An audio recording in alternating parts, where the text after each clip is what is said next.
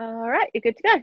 Okay, hello and welcome to the Land Down Under Hangout, where we do all kinds of things, including books and media and a lot of going off topic. Can I pin your video? I don't know if I can do that. Mel has a copy of the book that we chose this month. Talk, Beautiful Mel, so cover. it comes to you. Mel, keep talking so people can see it. Yes, it's a beautiful cover. Lovely. Hard to see on the screen, most likely. So Alastair Reynolds, Pushing Ice. I believe this is a book that was written at the turn of the century. And we're going to do what we normally do. Hey, Matt's arrived. Woohoo! And go down the line and give our thoughts on this book, and then get into some stuff. We might as well start with Matt, because I think he's right at the end. I don't think there's anybody else in here in the gallery. No, I think there's no order for this one, so just go with whatever you want. Cool. Matt, I'm going to start with Matt. Okay. Hey, this was published in 2005. So right in the middle. There you go. I read this in Kindle version, so I didn't have any narration issues. I quite enjoyed it. A few things that I didn't like as much, or thought might be done differently or better. But overall, I quite enjoyed this a lot more than I was expecting to. I wasn't sure when I read the blurb for this one. I was like, doesn't sound that interesting, but it got more interesting. So I quite enjoyed it. I gave it a 4 on Goodreads, but I would probably be more of like a 3.75 than a 4, but I round up. So, but yeah, I mean, we'll talk in more detail, but I enjoyed it. I'd like to find out more. I don't think there's any kind of sequel or anything to this one. There's a few sort of questions about things that'd be nice, but yeah, I had a good time. Cool. Yeah. Elizabeth.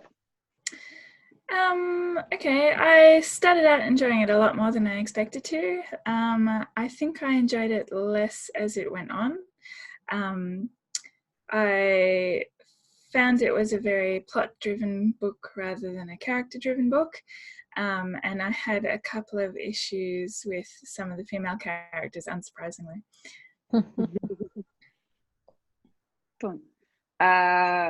Mel, did you finish it? You did, didn't you? You pushed through. Yes, I got through it today. Thanks to my parents deciding not to come visit. After telling you to do it. Yeah, within 12 hours. It was quite a switch around. Anyway, not the point. I gave it 3 stars. I'll probably drop it down to 2 after we talk about it tonight. I haven't decided yet. Honestly, I agree. I thought it started off well. I really liked the premise. I really enjoyed Bella. Got really cranky during the middle bit, but I was like, that's okay. The payoff's going to be in the third part. So angry about the ending. But anyway.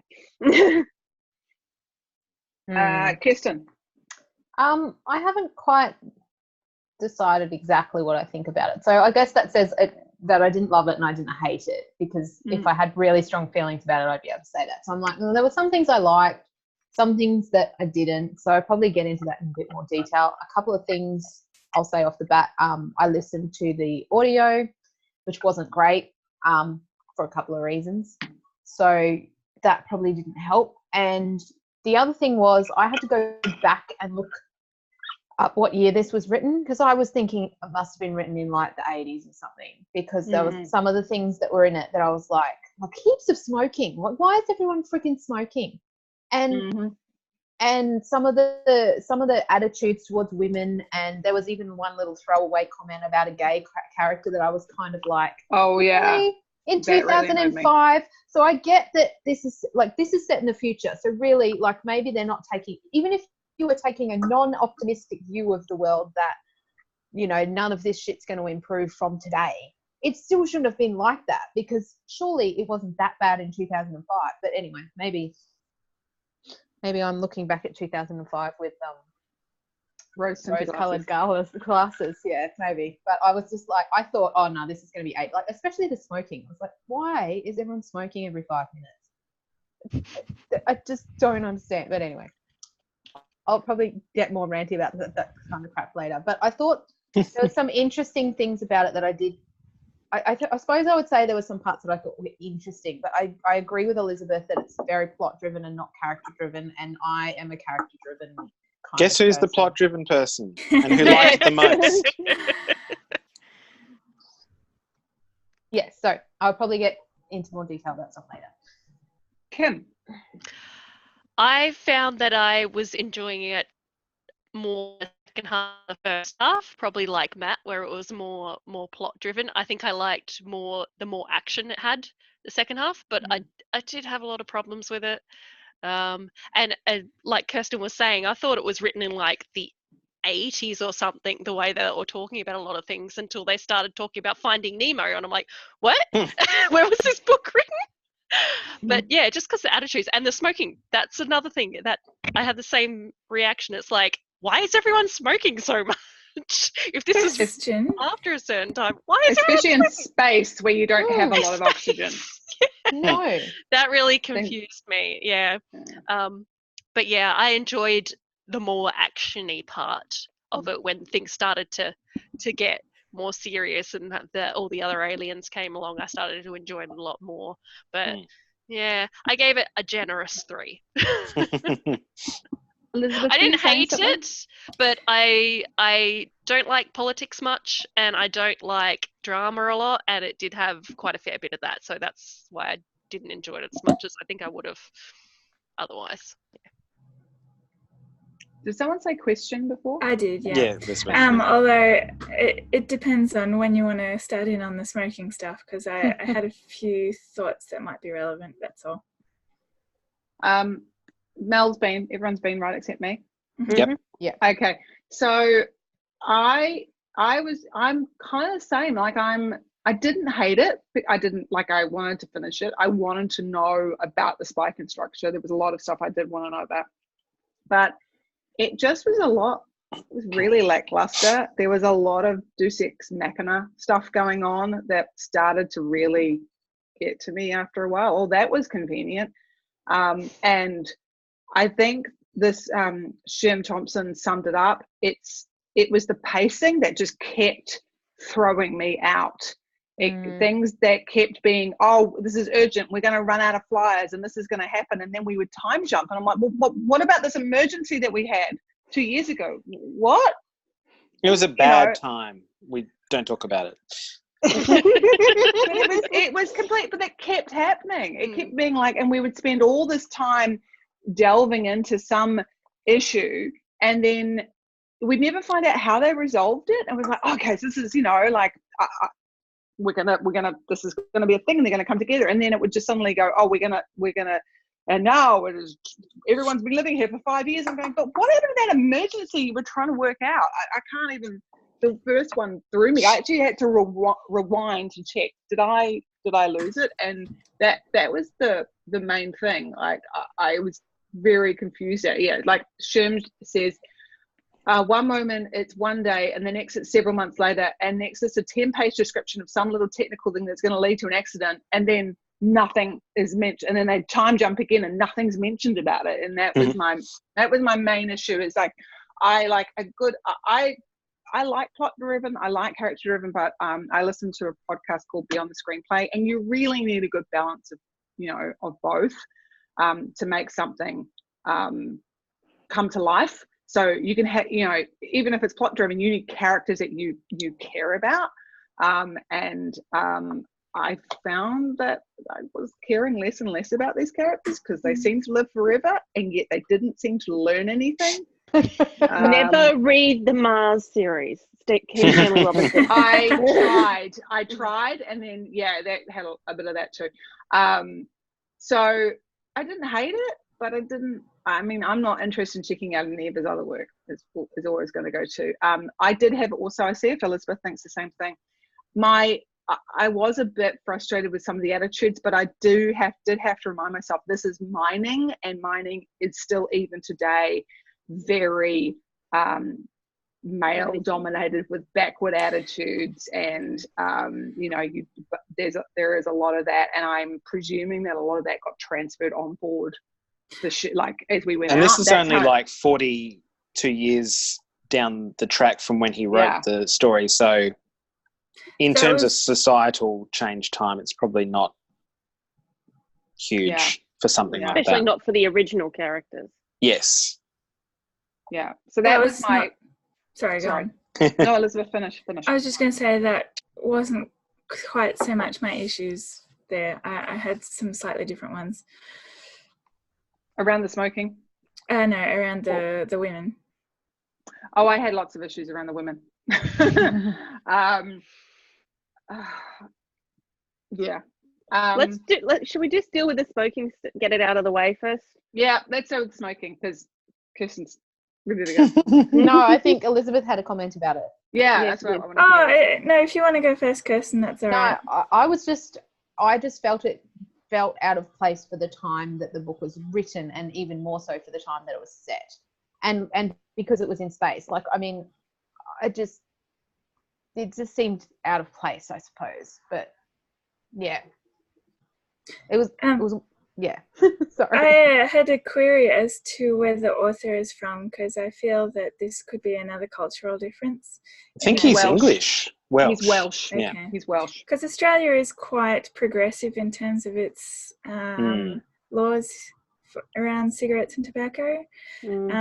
Whereas if you go travelling to Europe, for example, you can be in for quite a rude shock as to how extensive smoking still is over there. So that's kind of what I put it down to. I had the same experience when I got a job in Sydney. My first, like when I moved to Sydney to start doing this kind of work that I do now, almost everybody smoked, and we would literally have our meetings at an outdoor cafe so everybody could smoke. And I was just like, this is not appropriate. I shouldn't have to sit here for this. Yeah. So to me, it didn't surprise me. And in fact, I felt like it was just, again, a commentary on the fact that they worked in this mining industry. So it was just sort of a, it's not that everybody did it. It was just sort of a parcel that some people still. It was almost like that and other aspects, but he's just translated people from now or back then and just moved them in time, but literally just moved them in time and nothing else. Yes. You just pick them up and drop them down. Yeah. And then I suppose I had some problems with it because I think where it was done very well is and it's only because I was listening to a podcast around this, is I actually think Alien, the movie, does it very, very well because it's called Truckers in Space, right? Yeah. It's mining in space. And they all smoke on that, and so I kind of forgave them on that, but I also feel like that's a plot-driven thing, but there's characterization in that I like and their interactions. But I don't know. It felt like there was some kind of understanding of like the gender thing, and maybe it's because all the characters were written were genderless when they were written. Like Ripley was originally a male, and then it was like, well, they don't have to be anything, and then they kind of pulled that out. And I think it's one of the reasons that film has stood the test of time and why it feels futuristic, but you get it. And with this, it's sort of still kind of there. See, I actually dispute the whole that this is plot driven only. I actually feel like it is strongly character driven. It's just that there's only two characters that matter. Ella and Svetlana. Yeah. I disagree because I feel like the characterization wasn't consistent. It shifted according to what the plot needed. Yeah. No. I felt maybe I just hated Svetlana that much that it felt right to me that she did all the stuff that she did. You know, I don't mind if characters are like bad people. I can enjoy a book. Oh, I just hated her. She annoyed the crap out of me. I'm like, I don't think that has to do with the fact that she was an unlikable character. I just thought she was too stupid to be that smart. I actually don't think he intended her to be an unlikable character. I actually think he intended that both Bella and Svetlana were written as being characters who made both poor decisions and good decisions. I think that's what he intended behind them. This is why I think that he did actually feel like he was writing characters. I don't agree with that, but I think that's what he was going for. Yeah, I really liked Svetlana at the beginning of this. Yeah. But it felt like she got short shafted as a character. Like she made stupid decisions. She made decisions as a leader that were bad. And she didn't. And the thing that really got me, and again, I'm kind of like, this is someone else voiced this for me, was the whole Musk dogs. It was a vindictive move. And really, like, this person's been walking the planet for God knows how long. Really? They would go at, like, it just, like, is she really a vindictive character at this point? Yeah, she's vindictive. The entire middle session was how vindictive she was. was. I know, but why did she, but this is my being vindictive, like, that's just exhausting. It's an exhausting thing for a human being to go through. And that's what my big thing was, like, how has this person not learned and tempered and worked through it? I'm like, when the fountainheads rejuvenate you, do they also rejuvenate your intelligence? It was things like that. But I also was pissed off at Bella as well. Like, by the end of it, I didn't like either of them. And I actually was really happy. I was like, why did you bring her back? Like, why? Oh yeah, I did. didn't agree with that. I really hated that they brought her back. I was really frustrated by that. Did anyone else see that part coming, that they would put the two of them together? Like, oh, I saw it coming. Of I'm course. still pissed off that what happened. Oh yeah, I didn't It like was- that either. Svetlana and the Musk dogs, I could see coming from a mile off. Oh yeah, it was Oh, instant as soon as they said it. Yeah. Whatever Oh, you do, yeah, that- don't go and talk to the Musk Yeah. dogs. and it's like, gee, I wonder who will do that. This It is was why I just feel like like it was shadow part of her understanding, eh? character. Like, Yeah. I mean, to be fair, when I say that I was doing gestures at this book, it was literally at Svetlana. End of the number 2, when I think it was Jim woke up and was like, "What? You've left her in isolation for 13 years?" I was just at the book. Yeah. But I don't know. I mean, I don't think that either of them were good characters, but I do feel like that's what he was trying to do, was trying to not have equally good characters. What I didn't like was that despite that Svetlana had been in a leadership position, I could get her continuing to be angry at Bella and all of that. But the fact that she could never learn the fact or appreciate the fact that when you're in leadership role, you don't always make the right decision. Even when she made poor decisions herself and she gave herself leeway, she couldn't forgive Bella for having done the same thing in a leadership role. And I'm just like, woman. Yeah. And I also just felt the excite. Like, I put down here a note. Like, I had one. Some of the questions would, when you were in that situation, would you have been Team Bella or Team Svetlana? And that's a hard one. I knew you were going to ask that question. I marked yeah, it. and I don't know. I don't know, because I'm I like, don't know. it's not. That is your basically. And then and this is actually something I wanted also to touch upon. It's not like she was the appointed managing director, right? It was more like it was the Army Corps or something. She was the sergeant, or I don't know what, the corporal of everything. And that's like, you were actually in, help me, Matt, what's the word? You were in subordination, or, you were AWOL, when you go against orders. Oh, yeah. That's what it was being played out as opposed to, Well, and they use the word mutiny. So because they basically did mutiny. Thank you. And it was kind of like, and that was what I found really interesting. I'm like, so is this corporation that you're working for, do they put in place a structure that's like the Navy on board? So that's how everything goes down. Well, she was the captain, like they did refer to her on the Rock Hopper as the captain. I guess when you have a structure where it's basically on boat. They're basically on a flying boat. Yeah. Space boat. And that's something I wanted to know. Like, I don't know. Like, I'm like, how does it work in the mining industry? Is it that way? Or, like, if you're out, I think it's probably more because it's a ship. Like, it's more of that maritime kind of way of doing things, and like merchant vessels, for example, they're not a military structure. They don't have like that series of ranks. They'll have a captain, they might have a first officer, that kind of thing. And people follow the rules, because otherwise, people can die, bad things happen, whatever, and it's just what you do. And I think that was more of the translation there. Yeah. It's not militaristic necessarily, but that's a better. Yeah, thank you. Well, that helps clear that up for me. Do you think that Bella was naive, considering she was in her 50s when this happened, to think that it wasn't like that they weren't trying to scrub data? I Absolutely. I was sitting there thinking, why are you trusting Craig Shope, who you don't know, who you know is a company man.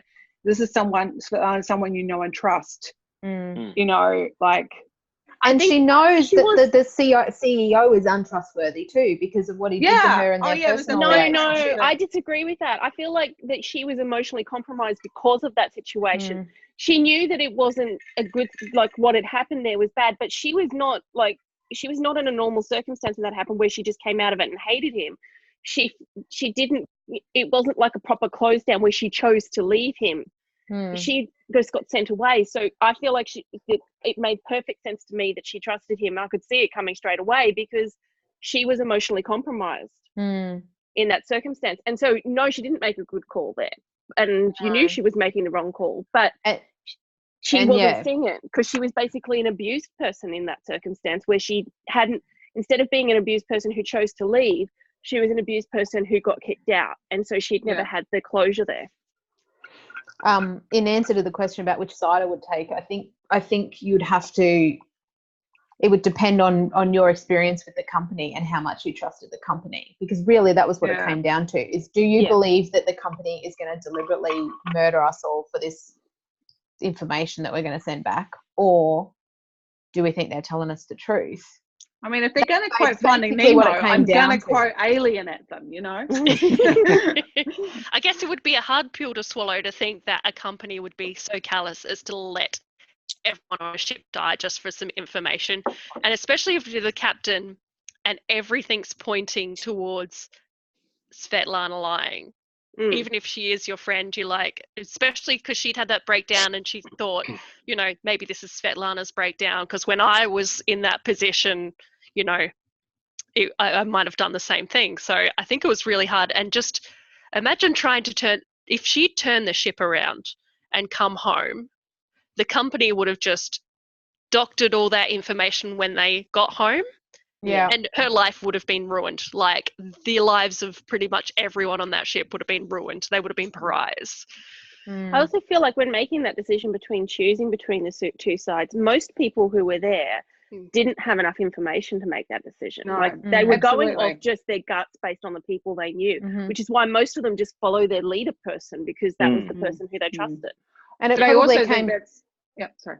I was just going to say, you remember they did the vote right at the beginning, that not all of them wanted to go in the first place. So all the ones who had voted against going would have been on Svetlana's side from the beginning. And then there probably would have been some in the middle that were, there were some in the middle. Perry pretty much brought his team straight away, who were so originally it was on board. Basically, we like Parry, so we'll go with his side. Mm. So if he hadn't been in a relationship with Svetlana, it might have been and by the end different. of it, I wasn't quite sure why he still was. Oh, God. No. Because he seems so great, and I'm like, how are you putting And I'm like, you you just become this whipping boy. Like, I thought it was. I thought it was going to end. Sorry. I was just going to go. Okay, Kirsten, go. I was just going to say, I thought that they were going to break up when he went to go and take the fish tank back to Bella. That's what I thought was going to happen. Very tokenistic in terms of showing that, you know, he wasn't just buying all of her shit. But I was like, that was very little. I mean, she has just demonstrated that she is not trustworthy. Not only not trustworthy, but the whole time she was like, she's trying to set up these things to show that she's listening to others, and then she never ever took on the advice, especially if it came from the other side. And she'd been doing this for 13 years. Like, this was not something where she was actually solving any of the relationship problems. She was just letting them stew. I thought she was very childish. I think that was the way she came across. Like a teenagers that had a fight, and now she's going to be their worst. Now you're my worst enemy. And it's like, how could she not have gone, well, she made a choice, but it wasn't malicious and it was a bad choice. But I actually thought, like, I put down here, was the exile worth the crime? God, no. Yeah. Just checking, because I'm just like, I you know, because they have this hierarchy, no one went against her, but it was just it's against human decency. I don't think it was just the hierarchy, but that demonstration of how vindictive she is. Mm. Mm. You would not And- want someone like that to make an enemy of someone like that. No, it wasn't justice, it was revenge. Yeah. And Yeah. And even just- after she just like banished Svetlana to another part, Bella. and Svetlana tried to take over again, she was just gonna imprison her again, Bella again, even though Bella never did that to her. yeah. Yeah. And yet she Yeah. was so angry about Parry getting sentenced to be in prison, which I was like, I did agree with her in that I was like, shit, that's a harsh punishment considering he didn't actually murder anyone. But Yeah, but And he came displayed forward. remorse. Yeah, Yeah. he's the one that But- came forward, and it wasn't Bella who handed down the judgment. I was going to It was say that wasn't it was him. what It was was what the panel tribunal that she set tribunal up. that Yeah. Svetlana set up. yeah. Yeah. That just Yeah. further reiterated the fact that she'd never grown up. She was clearly a woman who was very brilliant in her field, but was never meant to be in leadership. Mm. The thing that concerns me about this book is that I don't know whether it's intentional, but it feels like it's a book about why women shouldn't be in leadership positions. Oh, I know. And- What really pissed me off? I was just sitting there going, these people did not feel well-rounded. And it was like, oh, if you have it like that whole breakdown thing, you know, oh, she had a breakdown. Like, you weren't having a breakdown. You got fucking ghosted. You're allowed to be annoyed about that, right?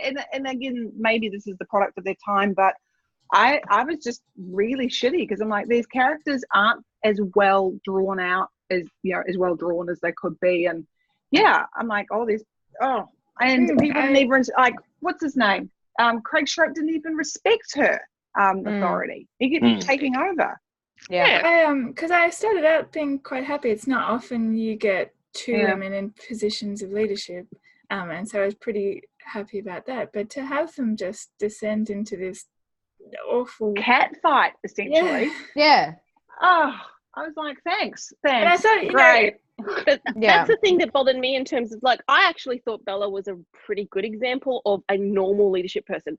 Was she brilliant at it? Sorry, was she perfect at it? No, but I felt like that was fairly normal leadership representation. She's a human. Exactly. Mm. So I actually thought she was a good representation versus Svetlana, which obviously wasn't. But the thing that really bothered me was, remember they had that little discussion about the difference between male relationships and female relationships? Mhm. Oh yeah, and he's like, oh, we just like brush it off and go back as if nothing had ever happened, kind of thing. Yeah. That's the sexism that bothered me, because I was Yeah. like, hang on a tick. Yeah, it was like saying, well, women can't be in power because they'll let their emotions get in the way. And and so Bella was letting her emotions about her previous relationship with the other guy get in the way of making her decision, and Svetlana was, and then the both of them, it was their relationship with each other that was getting in the way of making their proper decision. And I felt like, whereas I all the, Sorry. I was going to say, whereas all the male all the characters who were well respected and liked Mm. were all men. So Yeah. you've got Jim Chisholm and you've got Mhm. Parry. Yeah, every even time the alien, she sent even the someone to- alien. yeah, every time she Finlay. sent someone to talk to Svetlana, it was always a male. Mm-hmm. It was never a female character that she was like, this character will be able to communicate with her and get her on side and stuff like that. It was always a male that she sent. But yeah, Denise was the only real, is the only one. I mean, there were others, but Denise was who was on Team Svetlana. Oh, it just yeah. And saying that though, Parry couldn't be effective, like, and fucking Jim Chisholm went weird.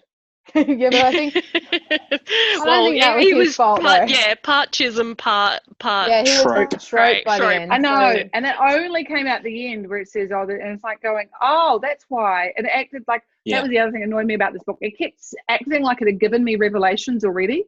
yeah, Like, I just And it assumed was like I this- missed it. me too. yeah. Oh, there were several points like after the fish tank. Like I'm like, what happened to the fish? What happened to the fish? And it wasn't for too. like another 20 minutes until I found out what happened to the fish. And I'm like, oh, they're all right. They've cloned them all. And it was Yeah. like another. Yeah, it was like in the next section of time, like 20 years later. I don't think he cared about those fish that much. That's why we didn't get it straight away. I'm like, but he talked about the fish so much, and then he was like they had the fight in the fish tank, and then nothing was said about the fish. And it was 20 he years was later, just and I'm setting like, it up. what's going on with the He was just setting it up for that scene. Yeah. That's all.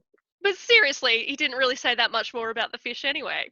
No, No. that's because the scene had been Like, oh, done by that's so then, and they didn't boring. matter anymore. He didn't have to plant them in little spots so they didn't just come up at the last second.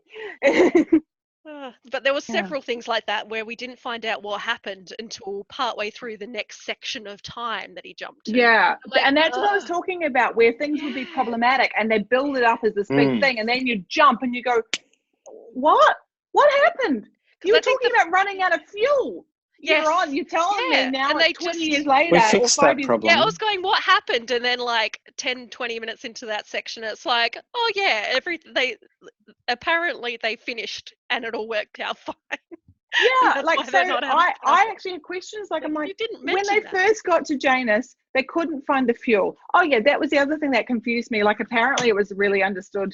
Like, they said, oh, we came to Janus to make a home. I'm like, that's not what you like, that's not what Bella put on the table when she was telling everybody. I didn't think, unless she was like, we're going to go with it. Like, I didn't really understand that. I thought it was more like, we're going to go with it. We'll try and survive. And if they really want this stuff, that's our thing that we'll hold over the company. They've got to come and rescue us if they want the information. That didn't When they happen. made that decision, they didn't know how fast they were actually going, and yeah. they didn't know they were Yeah, going to be I know, like but they didn't thousands even of know years that out. then. But they were like, oh, we came here to make a life and children are part of that and all blah, blah, blah. I'm going, no, you came there to get something over the company. Now suddenly you're there to make a life. Like, this is, I you know. Yeah, that confused me too, actually. I was confused by that. Then when they were there, they were like, Bella was all concerned about, was it Bella? But like, someone running out of fuel. And then that was going to run out in 8 months. And then we time jumped to 2 years later, and they only just had found a big turning cone, and they were doing the whole, you know. And I'm like, so by my calculation, you've been out of fuel for well over a year. No, they were trying to build something in that vat, and they obviously built whatever it was they had to build. Oh, That the was magic giving them food power. Cabling reactor. or something. It was in Yeah, the that, it was in the which- mall. Yeah, I But think they that. had only just found the more. That was the bit. Yeah, but they had 14 months worth of fuel at that point in time, and she devoted all of her, and she made the major priority what they did in the moor, so that it came on board Power. as soon as possible. Yeah. So Okay. yes, they probably went through a bit of fuel in that time, but it didn't mean that they ran out, because that was kind of the point. They discovered it at just the right time. Right. Okay. And I think that's an issue too with the audiobook, Sarah. Like, it's so easy with the book to go, huh? Did I miss something? Read back Yeah. for a page. Yeah. It's so much harder to do help the audiobook. And that's just, who did the audiobook? Hands up.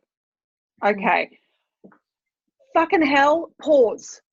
You finish a paragraph, just stop before you kind of rush into the next one, whoever the narrator was, because I'd be like, you know, he'd be like, look, and then just straight into it. I'm like, you know, you're a narrator, give it some gravitas. Now, I don't know if that's the editing, but did you guys notice it just didn't stop? He just would be like, you know, and then he would like have these weird dramatic pauses in the middle of effing sentences, and then just like race through it. That's what I would talk about, why it's so confusing, where it's suddenly 2 years later, or because he wouldn't stop. Because he didn't Just- stop. Yeah. There's To not be a, fair, because usually even in a book there's like a star or something, so you know like a bit of time. Nice big by. gap. Yeah. Yeah. And we There'd be get a that gap. in other audio books. I listen to heaps of them with really good narrators Actually- and directors. Can you Mel's guys got see it. that there's the kind of gap you would get? Yeah, there was, and same in the Kindle version, there was virtually nothing to indicate that sort of like time separation between one thing happening and another one, unless it was just an that extra jump. line. Yeah. Yeah. Yeah, I and don't you think wouldn't it's know new if it was a chapter. time jump or if it was just a scene change. Yes. Yeah. But even, it like, still a was little more than what you pause. guys were getting. To let us take it in just slightly before you moved on, because that would be what it was. Oh my God. Yeah, So I don't disagree. that was part of the yeah. pacing problem. It wasn't just the pacing of the writing that was off. It was the pacing of the narration. And I was, I don't know where we're at. Yeah. So This is I'm why I glad- warned against the audiobook for this one. I was like, I listened to the sample guys. It Mhm. sounds awful. Part I of know, the but issue was also that he doesn't know how to do different characters in slightly different voices, and they all sounded the same, or a lot of them sounded. There was a couple of characters he did differently, but there was a lot of the time I was like, especially Svetlana, he did like an accent with her, probably because her name sounded like it would have an accent. So yeah, he did quite a few Armenian different accents. American. yeah, Armenian. Yeah, I couldn't remember what it was. But she's not fully Armenian. She's Armenian American. Yeah, well, he Right. kind of did a sort He of just did her as Russian. from what I could tell. Russianish kind of accent, Yeah. and but a lot of his characters, like, I was like, who's talking again? Because Well, I feel like this was an issue with the actual writing too, because some of the phrases that multiple characters use the same phrasing in parts of the book, and I would agree with that. also. Yeah. There was Okay, times where so- there was dialogue, you know, like when they do dialogue, but they don't say who spoke because, you know, you're supposed to just imply who it was. And I'd be like, wait, who actually said that line? Because that kind of matters. it's the opposite of Scalzi, because he does. Yes. Yeah. She said. Blah. He said. She She said. said. She She said. said. I'm like, Yeah. oh God, And stop it. sometimes, you know, and what you do sometimes is you kind of, narrators who are really good at this will just kind of pause as if the other character's taking something in before they comment on it, because that's what people do when they talk.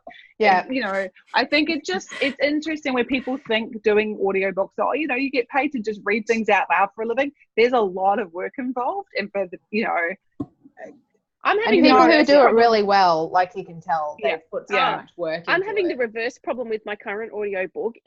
She's so overly dramatic with all of her voices and stuff. And one of the ladies is like a really horrible in the 1700s whore madam, and she breathes really heavily and blah, blah, blah. And I'm like, would you stop doing that voice? You're driving me crazy. I can't listen. Which book is that? The Mermaid and Mrs. Hancock. I think I'm going to be do not fish DNFing. Speaking of, well, not, I don't know if we were speaking of structure. Were we speaking about structure? Yeah, Let's go pacing? structure. I keep going into it. Sorry. Okay. I just, it's only a small thing, I guess, but I found the entire prologue and epilogue completely redundant and useless. And the chromis that came out of the cube told you everything you needed to know about the future, or, you know, whatever, or current, because I guess it was now millions of years in the future, so it was current-ish for the cube, or maybe even the future. Anyway, you didn't need the prologue or the epilogue. It was just It was pointless. two different books. Especially the I was epilogue. very confused. Mm. Yeah. And I it had wasn't no bearing It didn't. other than... It yeah, didn't. it I would didn't gel. argue the anything. prologue, at least, so that with Chroma showing up was fine. I could deal with that, although I didn't like it. I hate prologues and they need to burn in a fire. But the epilogue was the most useless thing. Why did I read these pages? Let's go and think about how we'll do this better next time. Okay, cool. I know, it was pointless. It was It was absolutely literally political shenanigans about getting the cube out. I was like, we've already seen that the cube came. Why do we care? Yeah. Okay. Yeah. So, yeah. And it's like, Exactly. why are you giving us some character development for Chromis now that it's the end of the book and she's gone now anyway? yeah. This It's scene like would it have was been more written, yeah, it useful. was written at one point and then just split up to the beginning and end of the book. So I have a question which has to do with Cronus, because I got confused, and maybe you guys could fill me in. So there was always the fountainheads with like the cutoff where they're like, they didn't know what happened after it. And I think from what I understand, Cronus said there was a big humanity had a fight. Yep. Which was the cutoff. And then this is what I said. Then I got confused. Like suddenly this was one of the, to me, the revelation bombs that acted like we had known this the whole time, but I was only just learning of this, that humanity had died out. Because, or I'm asking, was it actually told that humanity died out, or was it just assumed because it was millions of years later, so they can't be anywhere? Yeah, I never noticed it being said anything. I was just like, wait, where did they go? I'm How like, did what? they go? Yeah, Did I miss okay, something? good. I'm like, what do you mean they died out? I was like, what do you mean they died out? I think But because it was act so like much we further in know the this. future, and Yeah, there's no. and the cutoff No, is not related to the I dying know, out. we kept acting No, like cutoff we was knew that they died out. Like, and then I was like going, you know, because the dying out, but I would have got the fountain's heads being a bit reserved about. Actually, that I would have understood to say, we don't know how to tell them. There's none of them left. You know, not that you guys had a big fight and we don't trust you. I think the whole, you know, there's none of you. You're the 500 people. You know, that I would have think is a bigger mindfuck than you guys have wars and we can't trust you. But, yeah, okay. whatever. I've got thoughts on this. So I think they've invented this cutoff thing because they're like, we need to explain to them why it's like they think they've only gone forward in time by this amount of time, and they haven't. They've gone forward like a shitload more. But we can't tell them that they've gone forward a shitload more without telling them that humans are all gone. So now we've invented this lie to try to go, okay, we're just going to pick a point, stop giving you information after this point because we want you to think that you're not as far forward in time as you are. But Cronus and then they brought it back. Cutoff. She mentioned the Yeah, cutoff and Yeah, said so the cutoff is actually a real Yeah. thing, and it's to do with the different relativistic velocities of everything. So, okay. and I still don't know that the science that they're talking about there translates exactly to how our current model of physics exactly works. But essentially, at a point, they've travelled so fast and so far that it's kind of like what we have with the observable universe now. There's a point at which we can see, and we can never see any further because of the speed of light and everything's travelling apart. It's kind of that, but in a different way. Yeah, no, I got that, and they talked about that. But then Cronus said I remember her telling Bella the cutoff, like what happened was we tried to kill one another. Like we had a big war, and I remember her talking about that. It happened around the time of whatever the Fountainhead. Like I think what you were saying, Matt, made sense, and that's what I had taken on board. Is we haven't caught up yet, you know, like because the data's still coming in, but they were already picking holes in that. They're like, well, where have the suits come from? You've met more of us. Where's that at? You know, what you're presenting to us as far as, you know, you've got more of our technology, but that's not in the timeline you shared with us. So I think something else. Yeah. The Fountainheads were basically doing that. Tell the best lies are the ones that are mostly truth. You know, we'll give you mostly truth, but we're going to put in this little lie. And they made an interesting point with Bella when they said to her, like, well, why didn't you tell what's his face or whoever it was? About his Buenos Aires. Yeah, like, why didn't you say that? And it's like, well, they can't do anything about it, and it's going to make them really upset, so I just won't tell them. And it's there's the Fountainheads with the exact same thing. Yeah. And that's what I wanted to actually. That was one of my questions. What did you think about her doctoring the record? Oh, that's when I got really cranky with her for the first. I kind of have issues. Too. Like, I think it's really shitty when people found that kind of stuff out. But I'm kind of like, that's not like. And this actually is where, for me, it kind of. And this leads into another thing I wanted to ask about. Why was it still okay for them to run a planet, to run a community, the same way they ran the ship? Yeah. Why that was the thing not? I didn't understand. I got really shitty. I'm like, okay, so now Bella's back and she's rejuvenating and she's still going to be like, it became a dictatorship. And I was like, but why aren't you having elections for people? Like, this is part of the issue for me anyway. And there didn't seem to be anyone else that had an issue with that besides the two, like Bella and Svetlana were the only ones that were kind of vying for power. There's no one else kind of going, should we not like start voting on our leaders? Like, you would think that someone would say that. All of these new generations coming up who are unhappy. They're always going to be unhappy with what's going on, right? They're going to have new ideas and want to, you know, On the other hand, though, this is the way that they've grown up, and they don't know any different. True. It's kind of like living under the same prime minister for all of your life. Not that any Australian would know what that's like. That's very funny. Sorry, I just got the joke.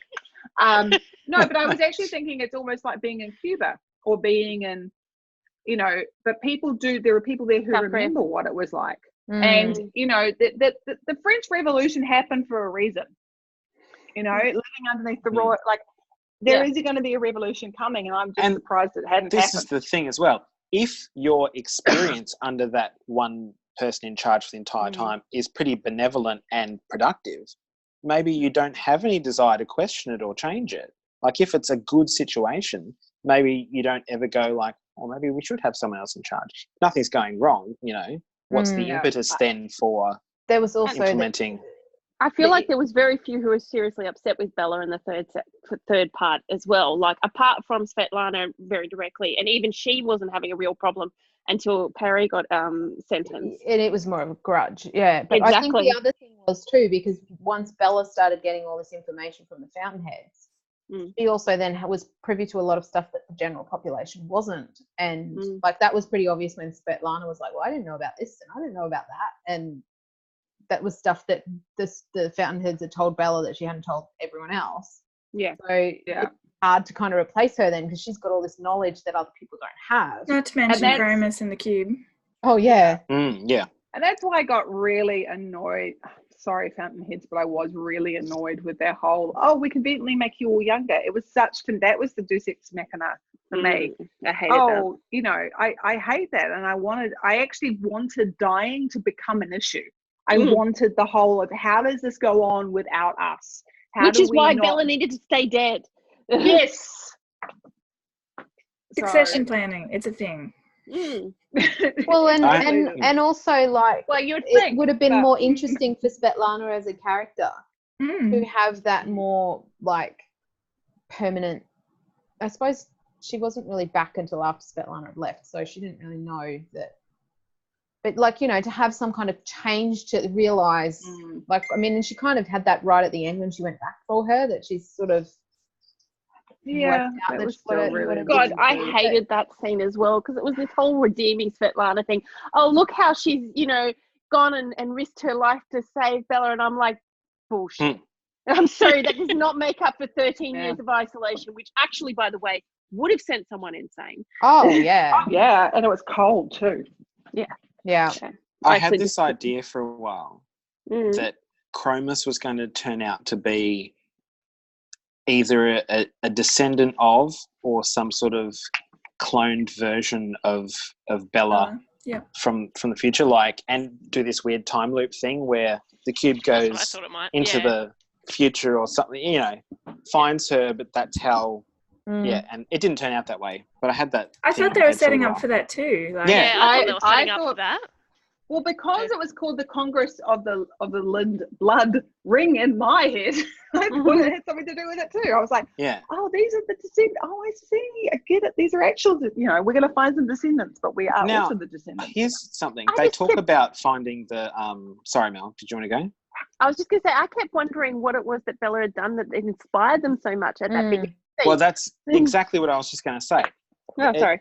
In the prologue, they talk about finding, you know, they've got this record of her, like right just as the prologue ends, it's like, and here's this bit from the benefactor, and it's like, I'm Bella Lind and you're watching CNN, and I'm like, did we ever see her record that? We did. Yeah, it was right at the beginning. Was that the one where it was like the little journalist AI thing? They had what they call an anchor doll, which I also had problems with the language, but you know. But I just was wondering why that particular interview was considered so important. I actually thought that was one of the more interesting parts of the story, was this concept that, like, one thing that became big in pop culture for probably random, like, it was a big event for humanity, but the fact that that clip was the thing that kind of went viral and became the pop culture thing, and then because that clip went viral, she became this mythical figure, even though they obviously didn't really know that much about her for real, apart from this. I just thought that was quite interesting, and I thought it's probably quite realistic that, you know, people get made famous in media over some small thing. And it was a little more than that. Like, the media was sort of the visual representation they had of what she did, but it was the actual act of her sending information back that had made them appreciate her. It was the... No, I know, but I just mean, like, why her in particular? Like it was like they've picked out this one character because her face was on the interview and she's the one that people can emotionally latch onto. There were a lot of people on that ship, and they're not, like, talking about any of the, like, you would think that if it was the event and then the whole crew would be mythical, kind of like, oh, you know, everybody's going to know the names of all the people that are on it. But she was the face because she did that interview, and that was what went viral, and that's what people remembered. And Elizabeth? So it's the Lind blood, right? It is. I just keep thinking blood. Where did the blood come from? Was that from Svetlana? Was it? I'm wondering what's her last name? Hang on. There's a word. Hang on. Let me find this word. Yeah, that sounds like it's a common. No, her name was because Schroep kept calling her by her surname. Yeah, she was like with B. Belsagi or Belsaki or something. Yeah. Yep. Okay, so there's a there's a word, a syncope or a syncope, however you pronounce it, where a word over time changes and is shortened and all this kind of thing from its original form. And I was wondering if that was a syncope of Bella Lind, that at some point the Lind part had remained, but the Bella part had switched around and become Blad kind of thing. How was it spelled? Because How's what? I've listened, and so how was that spelt? Like Lind what? I think it was just B-L-A-D. Yeah. Yeah, Blad, B-L-A-D. Yeah. One word. The thing that got me though is that they kept talking about her being the benefactor, and then when Chromis was explaining it, I'm like, she didn't really benefit anything on you except inspiration. Because I kept thinking she'd actually sent some kind of technology, but she's like, you inspired us. No, she sent back information that let them do a giant. So that she's a benefactor of the information. What info was it though? That's the bit, because by the time they it lost didn't them, go over what she sent back, but you know, we'll spend heaps of time talking about how much fuel we've got, but not what we can send back. Yeah. So she said, I'll continue to send back data until, you know, even when we contact, I'll keep sending back data. So they actually did that. It could have just been telemetry or something, because they did say it made us question our physics. It basically made the scientists go, that doesn't fit with our model of physics, and I don't think it was anything concrete that, it was an inspiring thing that made them go and made them think in a different way. It didn't answer all the questions, so to speak, I guess. It threw questions over our accepted assumptions of physics. Yeah. But I also think that's easy as a writer to go, it's just this random thing that I don't have to go into the science of it, because that's cool. That happens all the time. Here's this bit. Well, that's the fi part of sci-fi, isn't it? So another bit they skipped over was so I had this note here, the Tom Crabtree bit. It feels like we skipped over a whole section. Here's a very short summary of how we killed, of what we did, and then we killed him. And then we name a whole town after him. That was the bit that, this annoyed me. When we went in, maybe it makes sense with the Frost Angel part later, but this author had a bad habit of telling us what was going to happen and then spending a whole lengthy, what was his name? The guy who seemed to have issues with the gay doctor. Thank you. He said, when we lost our first guy, Mike Takahashi, and then we had to go through the whole process of hearing about how he died, which was horrible, because you're just in there going, at least in these kind of situations, you think there's hope, and then you realize, oh my God, but then you're just going, I'm just listening to a story about how someone died. This sucks. And that was the whole thing about the Tom Crabtree bit, about talking about how it all went, they said, didn't survive, and they've got him in the middle of the night, and then I was like, bloody hell, I think you're right about Takahashi too, because they told us from the beginning that he was going to die.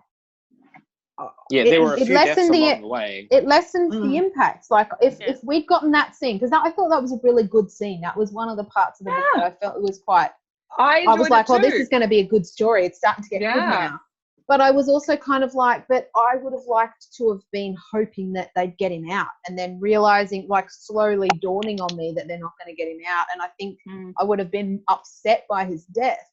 But I wasn't really upset by his death, because I was told before all that happened that he was going to die. So I kind of disconnected from him as a character. He hadn't been built up much as a character before that.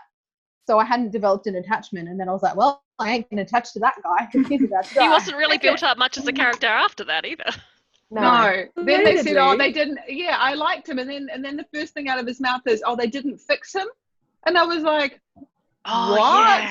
Because he's the one who went all homophobic, and Bella, instead of calling out a book, because obviously it's mining in 2005 and whatever, and there's nothing to fix, Mike, But again, 2005, do people not But he was one person out of a crew of 150. I actually thought it was realistic that there was at least one person who said something.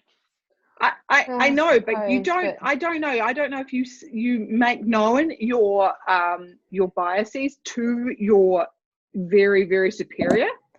And it was also he said it so casually, he would just think that everyone agreed with him. Yeah, that was the bit that got me. They didn't fix him, because he grew up on one of those gay conversion camps as a kid, and he just thinks that there's a problem to be fixed. Probably no, but Yeah, that was one of the anything to jarring explain things it for me. I was like, a lot of the comment, and there were comments about women too, like how, you know, women have to work so much harder and there aren't very many positions for women. And I'm like, isn't this supposed to be set in the future?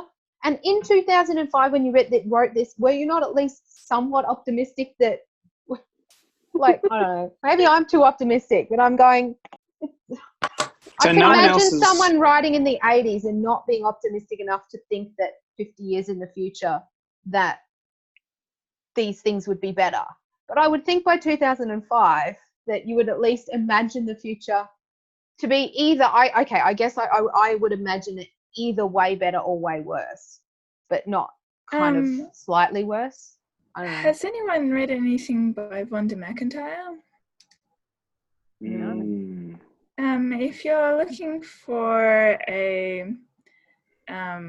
starfaring crew that is kind of a bit more progressively written, maybe try her Starfarers. Oh, okay. Because that's what I was going to say. I feel like the thing is Starfarers, I definitely heard of her. While I don't necessarily it was written in the 90s, I think. Yeah. 80s or 90s. While I don't necessarily think this guy is conservative, a la puppies and things like that, I don't think he's necessarily a progressive writer either. And do we know anything about his other stuff? Like, if this is an isolated thing to this book, or if it's a... Well, I admit I'm making judgments on the fact that basically the two main characters of this story were female and they still had a male person doing the narration. Yeah, I noticed that too. I had... That is a weird choice. Sorry? Yeah. You can't put that on the author, though, surely. That's the publisher's choice there. But I would say it's based on the audience of the book. I looked it up, and this guy is actually his normal narrator, like his most common narrator. He's not the only narrator he has. But still, he's not. Like I'm like, I get that they have normal narrators and stuff, and if it had been a 50-50 situation, I would have been perfectly okay with the choice. But the fact that really the two main characters, the two characters whose head you're in, are female, I'm like, you didn't think that was maybe a time to perhaps question the choice of what narrator? Yes, I know that's not necessarily the author, but still. Good observation, though. Mentioning like other authors that write progressively, I think that's actually my problem, is that I've read like 8 Expanse books, and they do it so well in those. They do diversity very, very well, because it's just diverse and it's not dwelt upon. And I kind of go, the weird thing is, they just have characters all different types, and they're just all there, and nobody's making big comments about, you're this or you're that. It kind of jumped out at me because it did feel like, and partly it was the accents. It was a diverse crew of people with lots of different surnames, and I did hear women's names as well. But then there would be things like you're going, well, you do actually have people from all around the world who apparently are working together and being tolerant of one another, and things like that. I didn't think we actually necessarily had a crew from all around the world. No. I was going to say it's a US crew. We did in the narration because we had the Svetlana was Armenian American. Takahashi, I mean, the US has a reasonable Japanese population. And his first name was Mike. He was quite clearly American. So I feel like we don't actually have any evidence that it is like an international crew, especially with the way that they reacted to the Chinese. China, yeah. Yes. Oh, yeah. Yeah, actually, that's another interesting point, was the Chinese guy, what was he? Wang? Because that's right, because they had Wangwood, and I remember being like, that's an interesting choice. He seemed like very forgiving of the fact that they'd blown up the rest of the people on his ship. Well, I didn't think there were. Oh no, I think he was the only one. I think he was by himself. Oh, really? I didn't get that. They never mentioned any bodies or anything. Yeah. He was the only person they ever talked to. He had already left. He was basically gunning to meet them. He was like, I'm coming, whether you like, I want you guys. Okay, I did not get that. That is why they were making it that he was such a hero, because he's doing this on his own. It's basically a suicide mission. It's just him. Right. Okay. I must have missed that because I just assumed he was like the captain of the ship that they were talking to. Well, he was Oh, yeah. technically, but No, but I'm like, well, I presumed there would be some other crew on the ship. So I did too, but then when they were like, Mm. oh, it's him. That's it. Like, you know. Yeah. that was the big And bombshell. he was a character I liked. I loved him. yeah, I did like him too, Didn't but I get did enough just time. kind of think. Yeah. But no, that now that you say that, that makes a lot more sense because I'm like, I just assumed that everyone else had died and he was the only one that survived the crash. Which it's like, oh, how convenient that the one character we had heard by name is the one who survived. Yeah. And B, like, why is he not more pissed off? But now that makes a lot more sense if he was the only one on the ship. I don't know. I'd question how much, like, if he could catch up to them so well. Like, Well, I mean, how does he been run a ahead of ship them. all on his own? But he's maybe carrying it's a very lot less automated. weight Yeah, and whatnot. just- His intention the whole time was to join them. Yeah. So yeah. Pointed in the direction. Go. Yeah, and just hope that they'll be nice enough to take me on. Yeah. Can we talk about the aliens? Oh, thank you. I was Wow. just going to say that. Matt, you and I tonight, we're on I the was same just wavelength. Yeah. What do you? Who do you want to start with? You want to start with Fountainheads? Oh, I wanted to talk just a bit more generally about aliens before we get into any specifics. You want to talk about Janus? That's no moon. That's- hang on, That's before a we huge, go anywhere, huge Janus. before Thank you. before we go anywhere, was anyone else getting some like serious Star Wars vibes from like the prologue? Like Yes. Senate, Oh, Yeah, yeah, like yeah, yeah. Prequel style. Yeah. Good Star one. Wars, yeah. And not the good Which stuff. I really enjoy. Kirsten knows this. I really actually do enjoy political intrigue stuff, but there was no intrigue here. It was just boring politics, which is not the good politics stuff. Nobody enjoys being in the House of Commons, least of all, you know. Like, oh God, we're all like, I mean, anyway. Totally. Aliens. Okay. Yeah. Aliens. Do you want to talk Spartans? I don't know how I feel about the aliens in this book because part of me is like I enjoyed the way he approached the biology of the aliens. Like, and the Fountainheads are very different from humans. They're very different from the musk dogs. We don't know much about the other groups that are out and about in the thing, but some of them may exist in the different bit of space like the passkeys do and whatever. That's kind of cool. So I really enjoyed the biological aspects or the structural aspects of the aliens. But I'm not sure I'm so sold on their behavior because they seem to act very human-like. Like they're going, hey, we're going to trade with you and whatever. And we obviously kind of view alien cultures through our own human lens of that.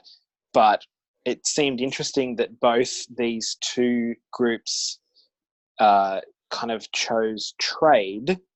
Like, you know, we're going to come and meet with you and negotiate and, you know, you offer us this and we'll offer you this, and which is a very human thing to do. You know, that's how a lot of stuff has happened in human history is different groups trading with each other and, you know, whatever. But it seemed like a very human thing, and I'm not entirely sold on that's how these alien cultures would actually operate. Yeah, I did So I find felt that it a little weird. bit too convenient. Yeah. Like when the when the Fountainheads did it, I'm like, we're using the word trade seems a little weird. When the musk dogs did it, I'm like, no. Yeah, because they seemed like, not trust them. especially because their culture seemed to be so like the opposite of that. Like, like, oh, that guy displeased you. Like, pretend that you don't like him. What's going to happen to him? Oh, they're going to dismember him. And I'm like, this does not seem like a culture that would just turn up and just fuck shit up because they're stronger than you. But and like I don't want to say that because they're an alien culture that they wouldn't have this similar concept of you know, negotiation and trade and that's how different groups can interact and whatever. But it just, I don't know, it just seemed a little too I guess human-like. you could also think about it in an evolutionary kind way. Well, that was either yeah, you the learn to other work thing. with others and survive, Yeah. or Yeah. you fight with others and you end up killing each other, especially So once is you get that to a certain an level of technology. inherent behavioural trait that advanced intelligences Yeah, maybe once just you get to to? a certain stage, if you're intelligent enough to build really interesting shit, if you're not the type of culture that can interact and trade and negotiate, you end up killing each other, and you don't end up meeting other cultures anyway, because you've already blown each other up. And that's kind of what the Fountainheads were worried about with the humans. They were like, Yeah. I also feel like part of it came from the structure, because remember the structure was almost like it killed the musk dogs because of the actions they'd taken and destroyed their ship. So I feel like, wasn't it the Nexus 5 did that by the passkey shutting on them, and then they got caught in the explosion. Oh, that's right. They didn't make it. They didn't make it through Janus's the thing in explosion. time. Yeah. the The structure though does. Yeah. So Because they were Janus, expecting but it they to couldn't close. get out in time. Yeah. But there was like a warning that was put out and everything. That's from the Nexus 5, who are Some group. Yeah. They're Well, that's what I basically a wanted to group of say all the is I different couldn't aliens, yeah. follow all of the different alien groups. Outside the Fountainheads and the Musk Dogs, I was just like, what the hell is going on? I cannot follow all of these different groups and what their motives are and who they're connected to. And the Whisperers, whatever the other ones were. Uncontained. Yeah, the so I remember the Uncontained. names. Yeah. The Nexus 5 was like some A sort group. of organisation. I thought that was like the structure. government. Which I think were included. That's what I meant. Like the governing body was sort of trying to prevent these sorts of nasty interactions. And so to me, that's why I thought maybe the trade thing was the way they tried to infiltrate, whether they had good intentions or bad intentions. Yeah. It wasn't really a government so much as like an alliance. Coalition Alliance, or something. Yeah. Coalition of groups, yeah. It's almost like they've But they were they've essentially written choosing trade to govern. agreement that this is the way. It's like it's interesting because they had on Earth, they talked about the UEE, and it was essentially that in the structure. Yeah. Yeah. So. But it is a form of governance, wouldn't you say? Even if it's not an official It's one. a code of conduct, essentially. Yeah, like the United Nations. Yeah. They're the United Nations. And there are nations that are part of the United Nations that then choose to just not listen to stuff the United Nations says they should do. So I suppose it's the same kind of thing. Did anyone wonder,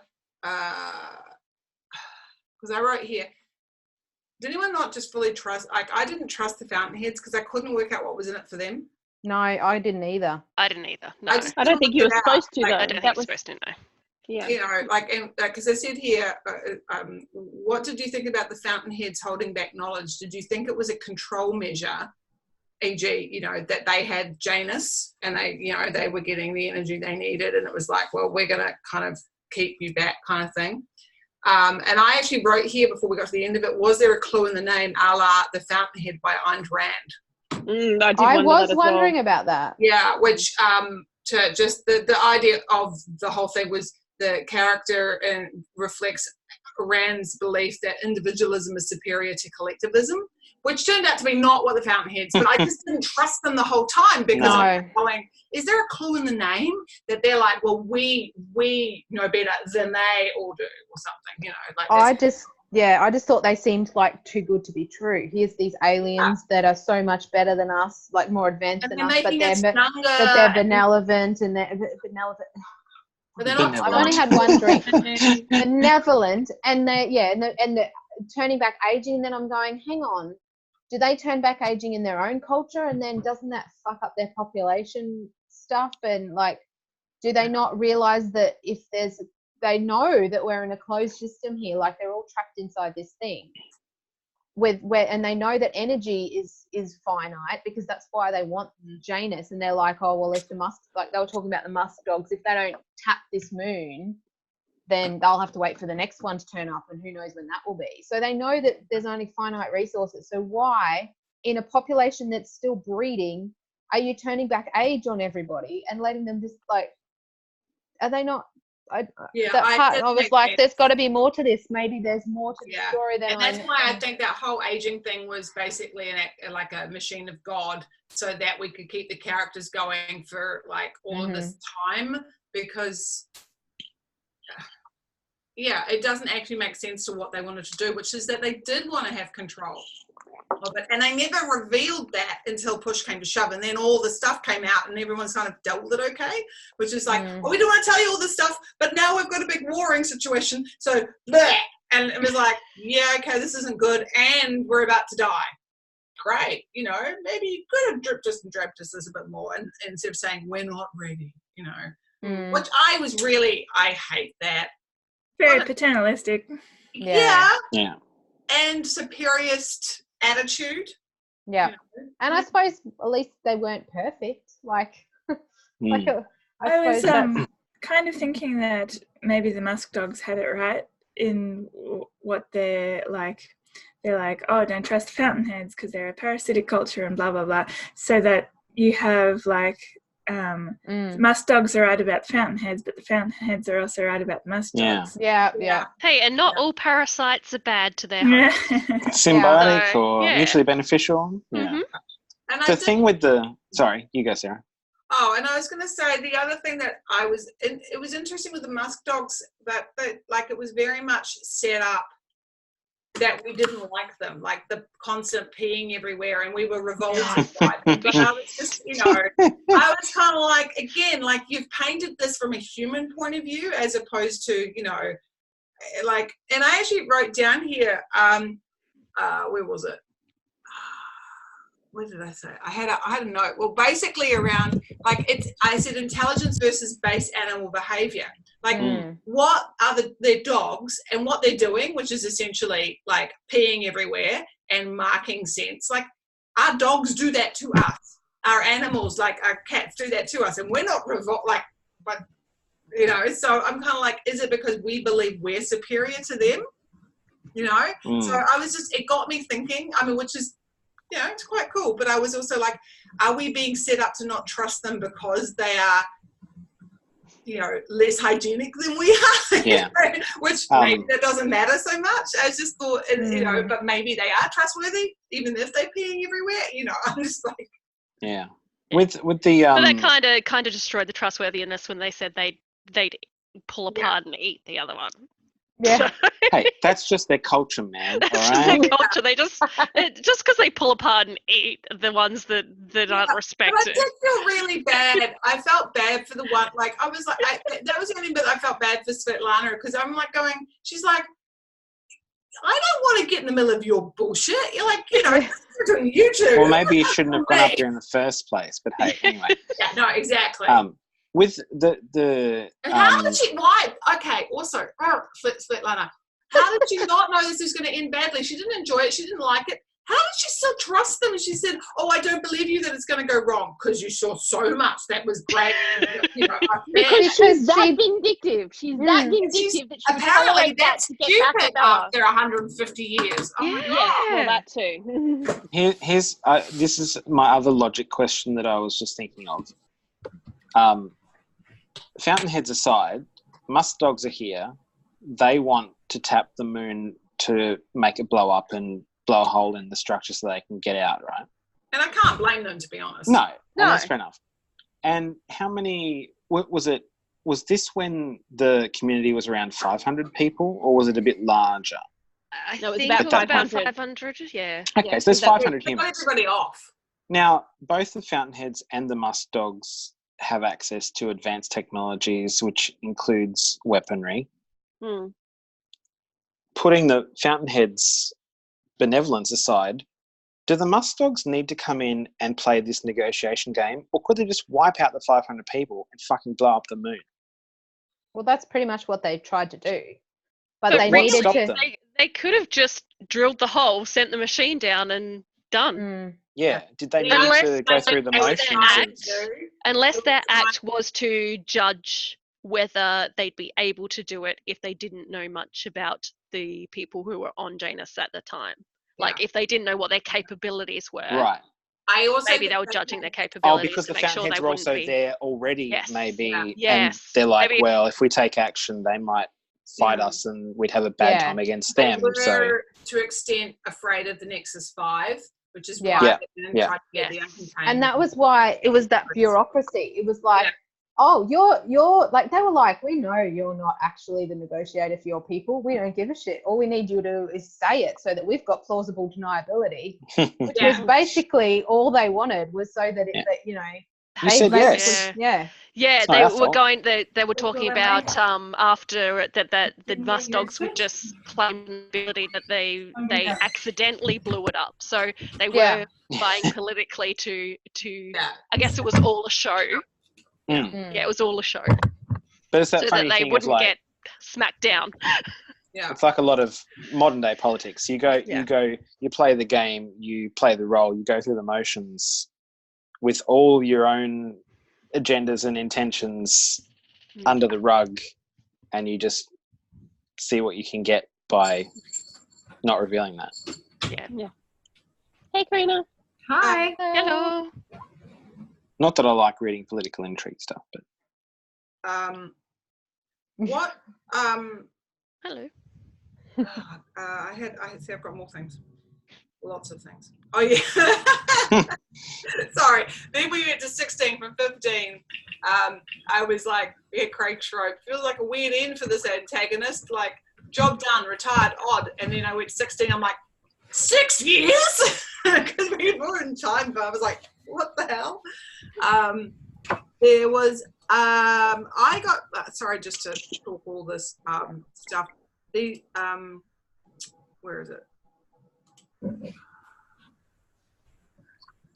Oh, yeah. Oh, God, more things to bitch about. Sorry. I said, what is it with all the rejuvenated men wanting Bella to be shacked up? Did anyone else God. notice that? Yeah. I was like, what? Oh, she's a woman. She needs a man to make her happy. You know, I'm So it like, didn't seem like all the men were shacked up. So I know. I was like, and Or what any if of them, it really. was a little boy? Mm. I mean, I was like, you're actually really weird. I was that, so more along that, I was like yeah, more sexist stuff. Yeah.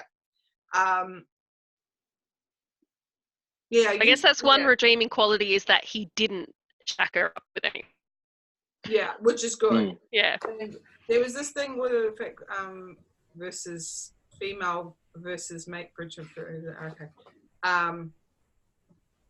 Oh yeah, more of those things. What was it? Stop it. I had this thing and I don't remember what it was. Loving the Suit just got all Douglas Adams. I don't know what that was about. That was at 13. Was it the The talking grey- suit, the AI built Yeah. into Oh, the- yes. I Yes. liked that too. That was cool. And it was very Douglas Adams. Are you sure you want me to do that? I'm just letting you know. It's not a good idea, but I can't stop you. You just got to Like, say I it's was okay. getting more and more annoyed the more they pressed the one button. Don't. Please don't Just stop stop it. Please stop poking me. I don't respond to that well. No, that suit was cool. I was kind of like, why don't I get more little moments like that? I know we talked about it in passing, and we sort of mentioned we don't like the Bella and Svetlana merging thing, but I actually liked the idea and how it happened with Jim and Craig, and there's little bits of Fountainhead mixed in there as well, like that idea of they're putting something together, but it's bits and pieces, and all those bits and pieces make something a bit different to the original whole kind of thing. I liked the way they did it with Jin. I thought that was very interesting. I only think the problem with the other one was bringing her back in the first place, but I think they also foreshadowed it a lot. Like, I saw it coming a long way off, that basically as soon as she died, I was like, and they were saying, oh, so much of her brain is gone. My brain was like, oh, they're gonna put them together. They're gonna use Svetlana's brain to help put Bella back together, and that's going to be his way of having them reconcile. And I'm like, but that's, yeah. Mel speaks for all of us. Yeah. So I got what he was trying to do, but I didn't like it. Yeah. Before we go too much further, shall we hear from Karina and Naomi about what they think? Did you finish? No. Did you throw it against the wall? It's an audiobook, so no. No, I didn't feel like killing my phone. No. I didn't feel that there was a story worth listening to, so I stopped. Too much science for my tastes. What was that? Sorry? What was it? Too much science for my taste. Like, I want more story and less science, and I know that other people will feel differently to me than that, but I'm not I don't know much about space science, so that was a bit boring to me. And all the made up stuff in the first chapter, I completely forgot about that. I'm like, stop making up words. Yeah, Like, it's like be something this and the something that, and I'm like, they're all made up words. Stop making up so many words. Some are okay, but you're just making up all these words for things, which I don't think he ever repeated again. I had to rewind a bunch because I was like, I'm not listening. I haven't actually taken I did any that of this so many in. times. I'm like, I'd just be doing something and I'd be like checking my messages, and I'm like, rewind 30 seconds, nope, rewind another 30 seconds, nope, rewind another 30 seconds, nope, rewind another 30 seconds. Okay. I'd like to remind you guys that I started listening to this on the plane coming home from Tasmania with, who was next to me? Xander. Xander was next to me, asking me questions every 5 freaking minutes. And I was exhausted. So that was like, I don't remember the prologue at all, but I remember being just like, not much happened. I have to turn this off because I cannot concentrate enough to understand what the hell is going on. Because I did the same thing, and I was like, and I don't know if you guys have the same issue, but I find it really hard to hear stuff, even with my earphones, with the plane noise. Yeah. Like, it's so hard to hear. So I had it really loud, and that was another narrator issue. I had it really loud on the plane because I could hardly hear it. But then the way he spoke, there was parts of his voice that were really loud. So, like, I'd hear this that was hurting my ears. It was so loud. But then I still couldn't understand half of what he was saying. And I'm like, I need it louder so I can hear you, the rest of what you're saying, but now you're hurting my ears. Yeah, So when I turned it up, like, on the traffic plane. noises, getting that. It seems like one of the main problems I had was the main problem that Mel had, which was the breakdown of relationship between Bella and Svetlana. And like, I was like, yes, I understand why they're mad at one another, but if they were really that good friends, they would work something out before it got to that point. Like, and not act like 12-year-olds. Yes. Like, we have discussed in depth how stupid Svetlana is for a smart person. She got more and more stupid the longer she was allowed to live. Yeah, like, it just, the more I listened to it, the more I wanted to, like, I just was like, this is not how women interact with one another when we're grown adults that are actually friends with one another. Like, if you're not friends and you pretend to be friends because you work together, that's like, then that kind of thing could happen. But if you're actually, like, best friends, the way that these two claim they are, and they claim that they, you know, spend a lot of personal time together and share each other's lives and stuff, one fight like that, like, yes, it is a very big fight. One fight like that would not ruin that relationship. Well, did you get to the sexist thing about how men don't have relationships like that close? I put the book down after they found the Chinese guy on Janus. Oh, okay. Right, so you didn't get to the second section. No. You didn't even see the worst of the shit that happened. We got up to the mutiny. Oh my god, what like, she does to her. The mutiny, and then like the two guys that killed, like, boiled a guy alive in a spacesuit, and then they killed him, and I'm like, how did you even get on a spaceship if you're like that deranged that you think that that's a thing you do to like get back at someone? Yeah, like, that was horrifying. It wouldn't even occur to me that that's like, if you were that like mad that you like beating someone up or even beating them to death, I would understand, but like going to the point of you're torturing this person without the physical outlet of crushing them, imprison them in solitary confinement for 13 years. That's like, and then I was just like, I'm like, what kind of person, like, how did you pass like a mental exam to be on a, because like these are supposed to be the best of the best, like I picked the best people to be on my ship. How did you pick these two fuckers? Don't worry, you missed the part where they two guys killed Meredith Bagley as well. Oh yeah, for doing nothing. All she did was what she was told and she had by no the idea captain of the ship. And how was she supposed to say no to Bella if she didn't, like, what? And she was very young and new to her role. Yeah. Yeah. And I agree. And how long after the whole thing did they kill her? It was quite a while. years. 15 Years and years years? after. Do we really think people, like, honestly, they've gone through hell and they're living on hell. I think people, I don't know, maybe I'm thinking the best of humanity, people would have just gotten over it and gone on with things. I could understand doing it within like 12 months. Like, if that kind of thing has happened, Well, they did to Crabtree. I don't like it, but I get why they were vindictive to him, right? But Meredith Bagley, like, that was 15 years of bent up, like, that just doesn't happen. Like, God, I just, really annoyed with it all. Lord of the and Flies. especially not know what was two of going them. on. Yeah. Like, Yeah. it's the same with the two guys that got the Drew? the two guys that like boiled that guy alive. Like, Yeah. I could understand one guy putting that sort of thought together and then hunting him down and knocking him out, but like finding someone to like work with you on something. Oh, no. I kind of thought that they were acting under orders in some respects, but that they just didn't give up Shrope. Because he was the guy in charge, and he would be the one most aware that Crabtree is like a serious threat, and that it's not the kind of threat that you can just like put in solitary confinement and it'll be okay. They did suggest that they were on drugs, that they were roided up. Yeah. Yeah. Missed that. Yeah, well, all the miners were on, were all roided up. That was all the something that miners they were said roided up. right near the beginning. Okay. But like, It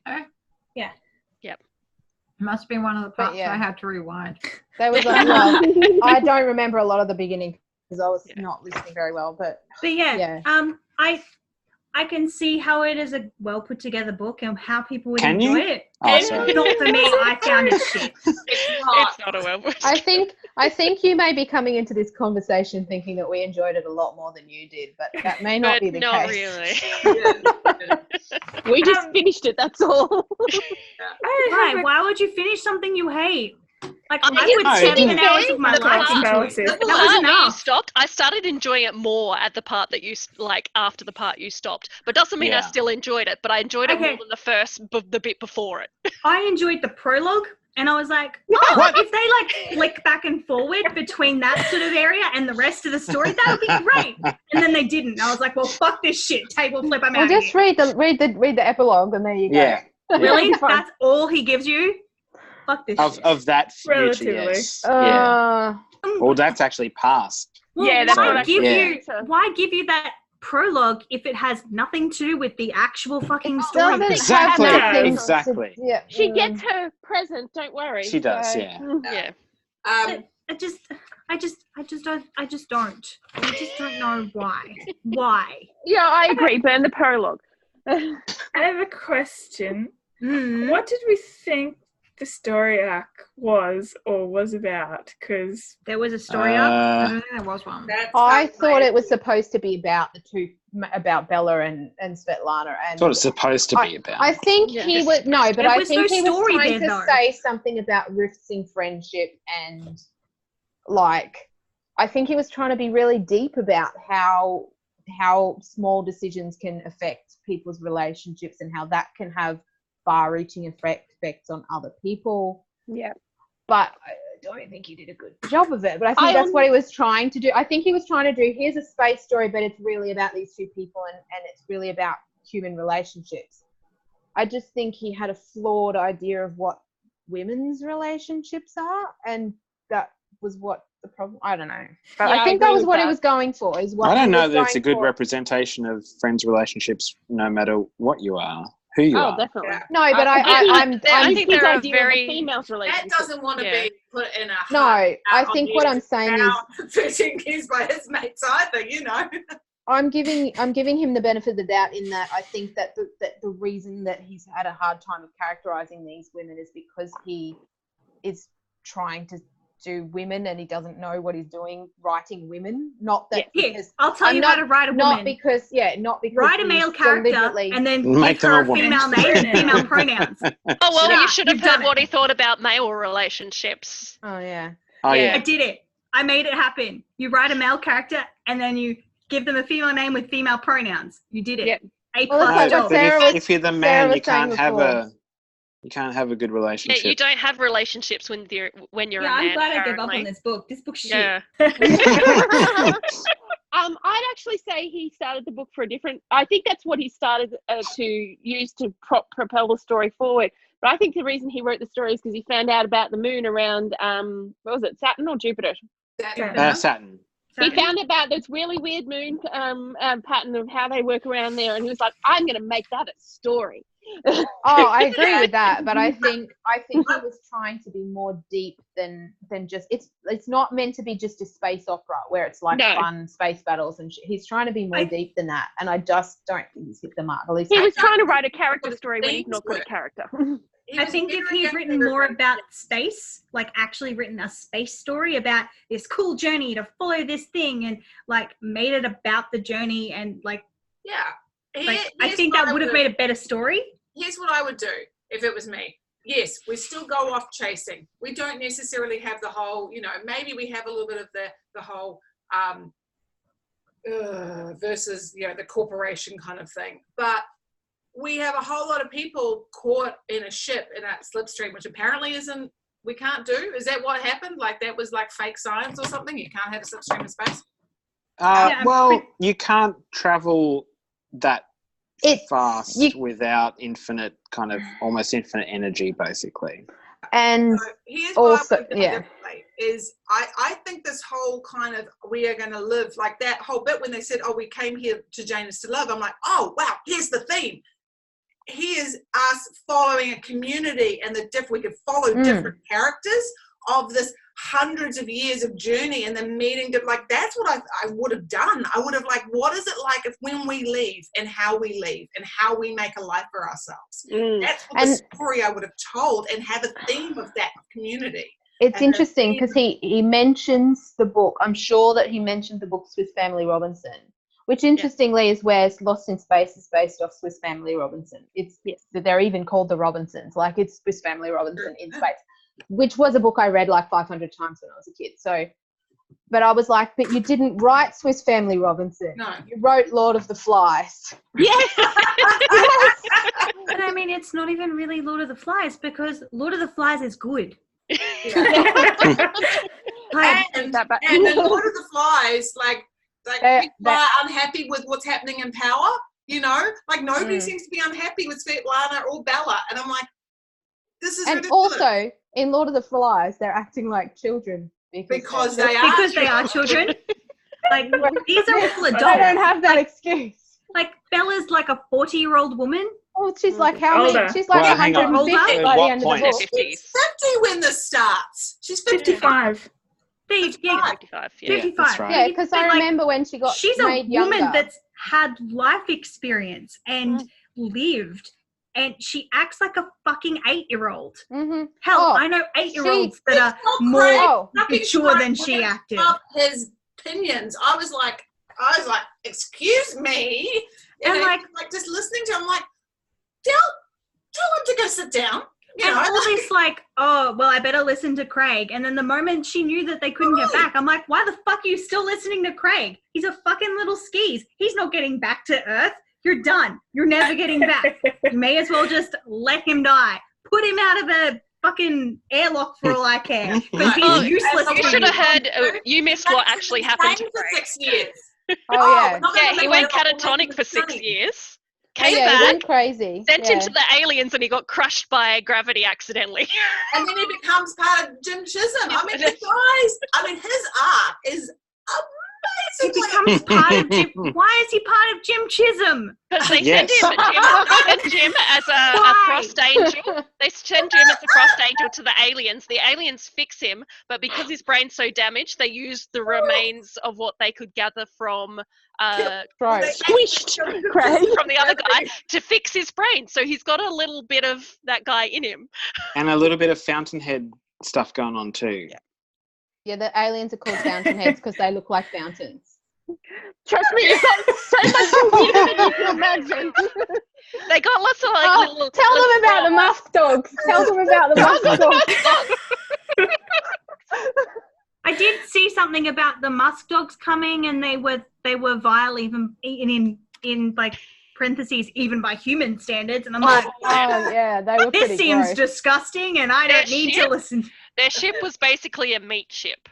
Yeah, it was Like really it's explained gross. as like gristle-like. Yeah, it was the gristle ship. It was the gristle ship. So, do you mean like a Reaver ship that's like a ship covered in meat? No, Or like No, a it's the made ship of meat. was ship meat. made Like of an meat? organic ship. And I'm sure they used the word gobbet at one point. And Yes. I was like, Like the Why? musk dogs, like she. How do they enter Svetlana- an atmosphere? I'm confused on so many levels. Svetlana's Why? up there, and when it comes in, she's like, she thought it was more than one dog, but it's just one dog with all these limbs, and then it just lifts its leg and like pisses on the wall. And then I And got on this her. impression that they were building up the ship And by like, pissing on what are things. marks? What is this? Why? It's so much worse when we describe it like this. I It was know, right? fantastic. It's not bad, and Svetlana still trusts these things. I know, she's like, She gets I screwed over think- totally. So is she I'm actually sure a 5-year-old child? Like, Yeah, I feel like that's she's like a it. 5-year-old child. She Am I gets right with so that? much worse. Mhm. She gets Oh, God. worse the And further along the book we hear goes. very small things about Oh. like her daughter. That whole Finding Nemo thing was, Done? I think now, I realise now, was take this this way of downstairs trying for to kind of Eagle. show she's trying to bond with her daughter, except there's nothing, like, Okay, she's, you not, like she's just Hufflepuff. concerned about the movie instead of bonding with the daughter, so by the time she's going to save her daughter, I'm like going, do you guys even have a relationship? I feel like no one on this ship has a relationship with anyone. Like, they're all just like existing. Like, no one appears to really be friends with anyone or like trust anyone. And I'm like, you guys were supposed to be working closely together in this dangerous situation for like what seems to be a while. Like, they seem to have been mining comets or whatever for a while now. Like, it seems like it's not a new sort of team, and like no one seems to really be close. Yeah. No, if you're a guy and you're in charge of a team, then you're liked and trusted by everyone, though. Yes. Because you're a guy. Yes. But I think that's a really good point, and I think maybe this is another case of me being spoiled by other or writers, because there's so many sci-fi books that I've read that the crew of the ship is like a family, and they The have actual this, Swiss Family Robinson. you know, like all the Expanse is one example, but also the Becky Chambers books is another example, like where they've got these tight-knit groups, and of course there's always some kind of I wouldn't expect issues, everyone but it's to Conflicts, yeah. be close together for like everyone, but like every person some should at people least should have one have person that they relationships, feel it close to, not necessarily in a like loving or sexual relationship, but you should have at least one person in your like place where you're living 24/7 that you feel comfortable opening up with, because otherwise you're going to go fucking insane. Yeah. I feel like some of it was kind of missing because we had a crew of 150 people. But I mean, even sort of between all the like lead close friends, people, like no one seemed to be like, they all just seemed to coexist. No one seemed to have, and I know we're sort of getting a skewed view of things, but no one seems to really be. Sarah, you're a bit quiet. Okay. Maybe you need to get closer to the mic. It's because it's ran out. Okay. Let's see if this works. Have they charged? Also, I did have a question for Sarah as well at some point. And that was, why did you choose the book? Because I didn't think you touched on honestly, it sounded really exciting. I agree. It had good stars. I was like, oh, Janus goes rushing off and we want to know why. I was like, that sounds cool. Like, and it had good premise of the book sounded good. That's why I read it, because I was like, I don't really like space books, but I mean, this one sounds like it'll be interesting. I'll give it a go. Yeah. And then I was like, no. I was like, oh, and there's and the captain is a woman. That sounds really good. Like, I was like, there's a lot of things, and it had good ratings. But, Do you know how you came across it? Probably just cruising around on Goodreads. And it probably got recommended to me. I had that, and because I put forth Arthur C. Clarke's one as well, which apparently a lot of people said this is his version of that. What's the one? So you might have been looking at the Arthur C. Clarke, and this might have been one of the recommendations on the side even. It might have been, but the Arthur C. Clarke one's more of a a novella. Like it's I think it's only like an 8-hour listen. So I was, let's see if I can find it. Books, because a friend of mine on Instagram really recommended it. Rama, Rendezvous with Rama. Oh, Rama. Right. Yeah, okay. Yeah. So, and I always thought, That's oh, right, that I sounds remember. really- yeah, I think thought, it and might have been it's supposed to be quite good. I think it might have been partially my fault too, because I think when you raised the two, I went, "Oh, Pushing Ice looks really good." But it did, right? It did. Yeah. And I was torn of like, well, should we read an author, a classic sci-fi, change the world in the way we think, right? Like I've never read any Arthur C. Clarke. I would, could be kind of good.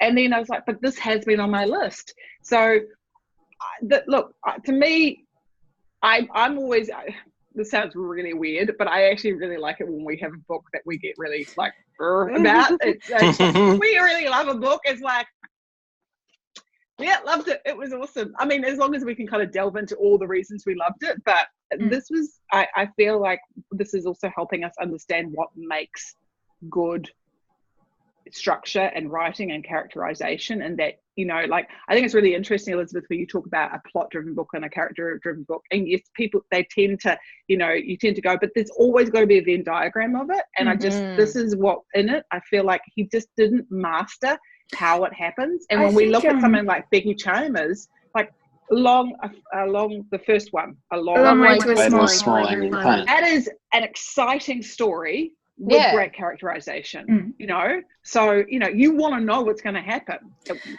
So yeah, and I think that was ultimately why I was disappointed in the book, because he's getting there. It just needs to go a little bit further and keep like the characterization consistent. Yeah. And But I understand how women work.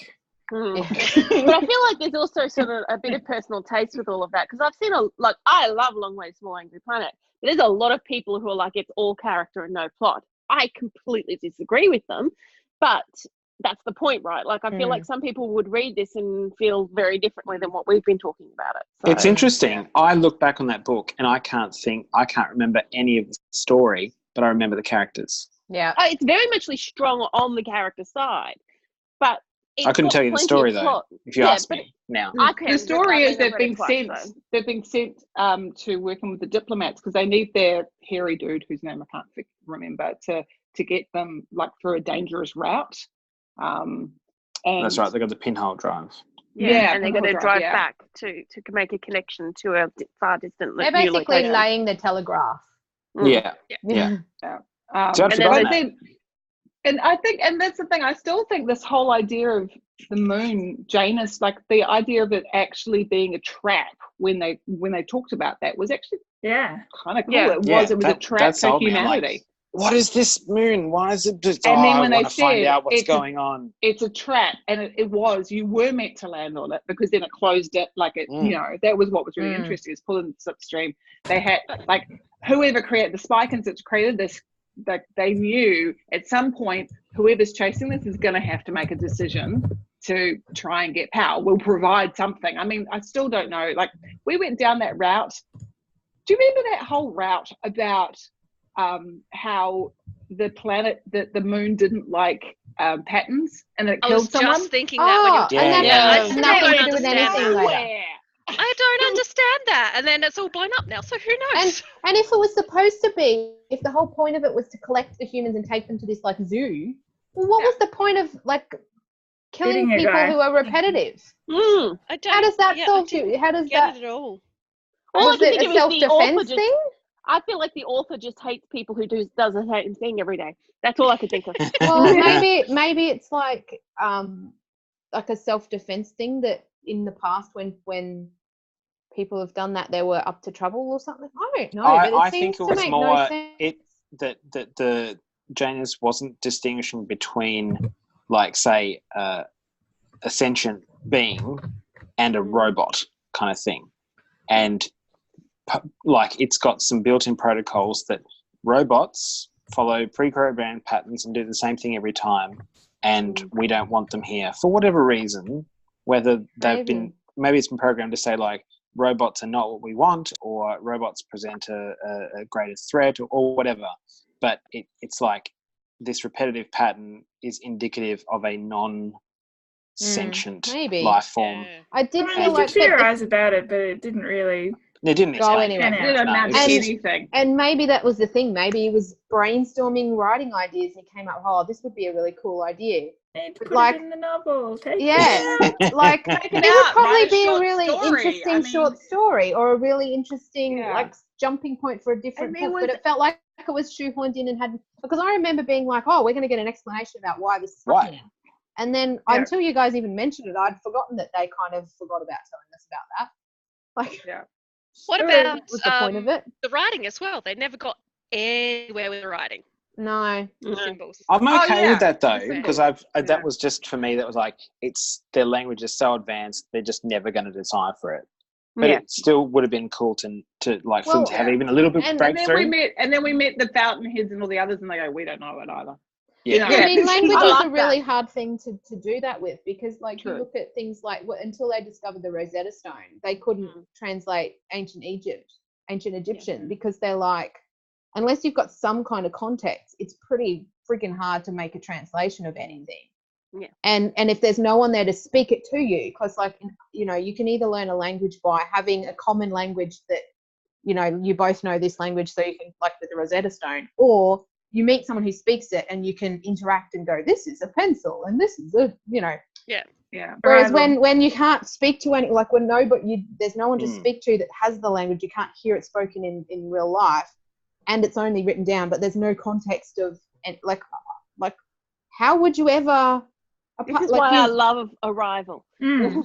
Mm. I was just going to say, Yeah. look, the Arrival guys could do it. So, you know. But in Arrival, yeah, they were interacting and they were That's like true, they were doing it, and then interacting. They were she learning was still words, deciphering it, but she was showing them things and they were doing stuff, and then she'd work out, okay, you Yeah. know. My And that was pizza really bar- interesting the My way it was pizza place done. down the end has like one of those things, and I always look at it because I think I'm trying to be fancy. And I go, from my local alien pizza makers. Yeah. I'll just take a photo for you guys one day. Alien But there special. was a lot of that. I mean, there seemed to be a theme. I don't know. Sorry, we're still bitching here, Naomi, for your. Again, I don't think it was like there was this theme of life and how much you wanted to live and life was worth, and you know, like around around time, I should say. It was around time and how much time had passed and what time had been, and like they were rejuvenation, and it just felt like nothing was kind of quite sort of thought through. I don't know. And I think there were a lot of these kind of short, like you said, short story ideas that often just didn't go anywhere. I mean, how often did we just sit around and listen to Bella talking to people? And they never went anywhere. I don't know. I did the whole the Chromos thing as well. That felt like was kind of cool. And then, but again, like all a bit convenient. No, yeah. But I did like that bit where I actually read a note where I said every Chromos deserves to find her Bella, and I was like, oh, that was sweet. I thought that's really can nice. I just say, Bella is like the worst name for a 50-year-old woman that's the captain of a spaceship. It's stealing my rant. This was my rant. I went on about this for like 10 minutes last night. Well, then you didn't say it. You're so an I adult said it. woman. Why are you going by Bella? My No, dog. that's It a could have given been her name. actual name. Adult She wasn't always an name. adult. It's her name. Maybe I don't know. I know Bella's. Is Maybe it her she's full maybe Maybe name? it's not- Zan- Is Xander going to question our choice when he gets to Like- 55 and go, why the fuck am I called Xander? No, Oh, because yeah, Yeah, I was normal just going to say thing. maybe she was named Bella and not like Isabella, and it's a shortening. Maybe that's actually just And her go given by name. your middle name. Her parents were Twilight fans. Self-respect. I'm sorry, but Her middle Bella name's like is either a Sweetheart. dog's name or a girl that's being stalked by a glittery vampire. Sorry, Maybe the name's her- been ruined. Maybe I her have- parents were a fan or something. Twilight fans. Maybe. Work out. Yeah. She's Could have 55 been at worse. the Could have beginning been of the Renee's novel, name. so Yeah, so it's quite could work possible. out. Oh, I mean, love I that you did guys hate came enjoying it this. the This is whole fantastic. time. For those who listen to the narration, frickin' Jim Chisholm, Bella. I hated it the whole time. Did you guys get it too? Did you guys And I get it? didn't like. Every I didn't time- like it. Ah, he goes, Bella. Like, fuck off, Jim. Just fuck off with you and your. Wait, Jim or the other dude? Pal. Jim. No, Jim. Which kept was annoying because like I quite liked his character, but like the way but then he went weird, and then it just Yeah, got weird. but He's like supposed to. I was found kind of Pal the real alien. skeezy. Like every time he like spoke to Bella or anyone, I was just like, "You give me the skeezers. Please go away now." Who? Yeah. Which guy? Jim Jim. Chisholm. No, Oh, Pal. Pal. Naomi's The talking dude- about Pal. Pal. I'm talking about Pal, the guy that's in charge of the company. The guy that Oh, like yeah. Oh, the but he Pal was one, yeah. skeezy. Oh, he was Yeah, he was skeezy. skeezy. He was Oh, totally Pal was skeezy. definitely creepy. Oh yeah, Yeah. right, yeah, he gave me the Oh, they were skeezers, and I'm so like, He was "No, you supposed need to. to go It's away now. I'm done intentional. with you." yeah. Intentional Yeah, because he skeezy. was. The Doctor also got weird. Like the whole going back to being a kid. Oh, that was weird. Yeah. I was, And I not to go and experience childhood again. No, you're going to continue working as a doctor, but now as a child. What the? Maybe he Small watched too hands, I much. can do Look, things. someone just really wanted to be Doogie Howser, okay? Yeah, I was just gonna say that. You let him live his best Doogie life. But yeah, he was. I think maybe it kind of made sense for his character because he seemed very work driven and very dedicated, Yeah, that's and what he I was thought. like, Maybe he "It's wanted too to much know fucking more about it." time to keep going back to the aliens to get my clock reset. So I'll just make them reset me as far back as I can, so I don't have to go and visit them again for a long time." But does he? And it is could have he been one of the- scientific curiosity as well. Thank God he Yeah. wasn't in a relationship because it would have been super That creepy. would have been But I was creepy. also like, there's lots of people being born. Like you know, like you could go back to being your 20-year-old self and meet somebody. Like, right, this place has gotten big. I don't know if But it's you're not. like But you're not 20. This is the this is true. Edward Now Cullen you're not problem. actually a vampire. Yeah. Right. Yeah. You know, and this So it's kind of just a little bit creepy. Like if you're like 130 or whatever, and you're like Even if you hitting look on 20. a 20-year-old, Mhm. like Yeah. that's like No, that I person agree. doesn't have the life experience to Someone needs a record To of who's been rejuvenated how many understand Oh, yeah. times. And where Can you you're coming imagine? from. Can you Need a imagine name that badge whole with how old you society? are. Yeah. That's my problem with Twilight, as all of you have heard, is I just think that's a control power play of age, Oh, yeah, regardless, yeah. right? The other thing that I thought was weird around that whole rejuvenation is that, you know, Svetlana and Parry are like, keep going back to their 20s, and they've got a daughter in her 20s. Yeah. I don't like seeing my parents get old, but it would be really weird to see them like, get young. yeah, and be like my But see, age. And I'd be I like, wouldn't want to go back to my 20s. Like 30 was a good age. I just want to go back to you know, start in my 30s. But are you talking about your life experience at that? Or your because body? I always find Body, like just your No, my body. body. 22 is like perfect for me. But Well, physical Bella- wise, like Bella didn't go back to. No, No, she went back to She middle went back to age. 55. Yeah. 40s or something like that. Yeah. She was like, I I think just she need to said get rid of all 55, this the age she aconitis. went on the rock hopper. Yeah. I Yeah, feel she like was for like- most people, 20 makes sense because it's sort of your start of your adulthood, so, and you couldn't keep going back. Like there was a line for going back, so you couldn't just keep going back every 10 years, sort of thing. I just picked the point at which I can remember I never had pain doing anything. Yeah. And it was about I 22. remember. noises when you get up from the chair. Yeah. 14. Yeah, I would have been about 13 or 14. Yeah. That was Same when I got here. dropped on my tailbone. I Oh. ballet. Well, they'd I've- probably fix that anyway. But like I've had pain since I was 13 or 14 every day for all of my life. So like it's not like chronic pain, it's just there. And like so yeah, I like saying that to me there was no difference in my body from when I was 20 to when I was 29. Like Well, they say your brain is not fully developed until like your late 20s. 25. yeah, Yeah. that's the thing. Like About I wouldn't want to 25, go yeah. back to Yeah, 25 you would be mean right. Antida? I'd fuck. Is I'm that- heading off. All Okay. right. Bye. Bye, Elizabeth. Thanks for a good discussion, Sarah. It was Thank good. you for all reading this 3-star, maybe 2-star book. No, this book got 1 star, and that was generous. It was a DNF. I can't read it. See you later. Fair enough. Sarah, Bye. are you going to wrap things up? Are you done? Or? I think so. I think we're done. I think the only thing I wanted to, there was something around the science that I wanted to check in on. Yeah, I think it was the bad? slipstream and, sorry? It was bad. It was all bad science. I don't think it necessarily was. I'm not sure. I mean, the moon does what it like Mel and I had to talk about the moon because we thought it was doing kind of like a dance thing. Was it? Yeah. Like Thought we it thought was it was going around like dance as it went around, but it But it's doesn't. not. One It's goes moving like it's that, and then more- they go like that, and then they go like Yeah. that. And Which is it's the awesome. only object in our solar system that does that. But Mm. it Not is the only so object we've ever freaking found. cool. It's It Yeah. is so freaking cool. cool. And I think you're right. I think he learned about this and went, "Oh, that would be like if it just went because it would make sense. If one disappeared, the other one would just keep going, right? It just Yeah. Mm. Yeah. Yeah. So I think it is really cool, and that is exactly why he went. I could write a story about this, but I'll make it about female friendship gone wrong. Yeah. The No, the femtotech stuff. yeah. That's certainly possible if you've got the right technology. There's nothing preventing that. We can't produce that kind of level of stuff, but there's no reason why you couldn't. Is the femtotech? Is that the? Just to clarify. Yeah. The cube. So femtotech is Oh. basically where you're manipulating things at a subatomic level. Right. Okay. So Right. nanotech is molecules. Right. Mhm. Femtotech is beneath the atomic level. Okay. So individual protons and neutrons that you're arranging and moving around. Yeah. Which does make a lot of sense about like being able to go through walls and shit because like you just completely there's pass a lot through of 'cause you're there's a lot of subatomic, yeah. freaking space when you get down to the subatomic level. True.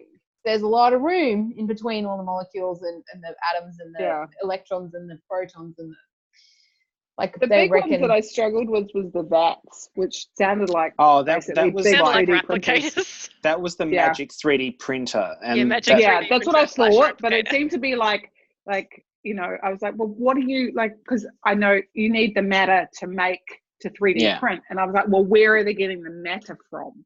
That was the bit that he kind of glossed over. I'm like, you can't make nothing from you still have to have it somewhere to Yeah. work with. So where I are you don't know getting what the they were matter doing from? I don't know what they were using before, but then they found that stuff that was coming out of the pipeline. The black stuff, was that the Yeah. whole of the iron sky that they cut and they used No, that? they're one of the lava lines or whatever they're called. yeah, it broke. that It what they was used? broke like, and it Yeah. wasn't fixed, and it was spewing out this Spewing it stuff, out. and that's what they were using.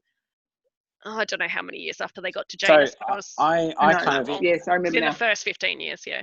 my head canon for that is not quite Star Trek replicators, but that the forge vats work at a nanotech level where it will take in a raw material, break it down Yeah. to the smallest level that it needs to produce the thing that you want, and then reassemble those things molecule by molecule. Yeah. Yeah, Um, it's basically, but it- wasn't it? Didn't we talk about it on the chat as well? Like, that's what Bob did. That's what Yeah, he I was going to doing. say that's Yeah, what I thought it was yeah. the 3D printed Yeah, stuff. that's what I was Yeah. thinking. I was Yeah. thinking the Bob 3D printers. because he would do the same thing. But like, I thought he explained that. Although with it. his was more, you need the His was actual different. material Yeah, you're because going he to was print trying to with mine that. versus Yeah. the forge vat says, I'll You take need to have that- anything. because I'll it's take nano. So you're anything. going, I'll need to have these particular things to build these things. Mm. And which is so why it makes it- they liked the stuff that was coming out of the lava thing, because it was so dense that it had Yeah. more raw material to work with. Yeah. And I guess Yeah. if you can like rearrange the atoms, like if there's some kind of cold fusion or something going on, that I liked that they talked about tokamaks, which was good. Although, you know what? Speaking of science that bothered me, they kept talking about the perpetual motion machines, and I was like, it's not really. "What? The I mean, it might have Like, are we been. throwing physics completely out the window? No, or? I think they were just referring to it that in a more colloquial sense, because on their time scale, that would effectively run forever. It wouldn't actually run forever, but Right. for their purposes, it's Okay. unlimited 'Cause power I was like, forever. The equivalent that they were looking for. It's Are interesting. you 'cause- talking about the cone that was turning around slowly, Yes. and then they created the cogs? The pulley It was system in the mall. and cogs and Yeah, it was in the moor. I just understood that was a piece of machinery being powered by Janus, and when Janus Yeah. ran out of power, it Yeah. would run out of That's power. what- not Yeah, a not a exactly. literal. But they did use the word perpetual motion machine. They did, And but was I think like, they They were also using that. did say that it wasn't that. It's just that that's what they would think oh, of it maybe as I because- missed that Yeah. bit. But Yeah. Yeah. Yeah. It's interesting because the book I read before I read this one was it's called The Singularity Trap. It's the author of Bob. Dennis. Yeah. What's his face? And it was funny because it was about this like trap that's left for humans, you know, by another intelligence. I must have a read because I love the Bobiverse ones. They were my picks for last year, and I was actually just reflecting: were they character driven? Were they plot driven? They're definitely more character because we don't know where we're going to begin with. But it's also set over great swaths of time, and you know, we do meet. You're right, but there is I'd more actually be really interested to hear if some more people read that and the comparisons between that book and this, because there was a few things that I'm like, hang on, was that in this book or in that book? Because there was a few things that just in the way the story was that were and the Singularity Trap to this book to Pushing Ice. Yeah, but it was really good. I liked it. I'm not saying it was bad, and it certainly didn't have this but like just a few of the sciencey things that I was like, oh, like it's about miners, basically, the asteroid miners, the characters. So I was like, oh, there's a whole lot of parallels with this and the other one. And then like there's this weird object that they find, and like seems like it's an asteroid. We should have read Dennis, but you know, I made you all read Dennis last year. Yeah, it would have felt weird to do it to the second time round. Sarah, do you want to wrap us up?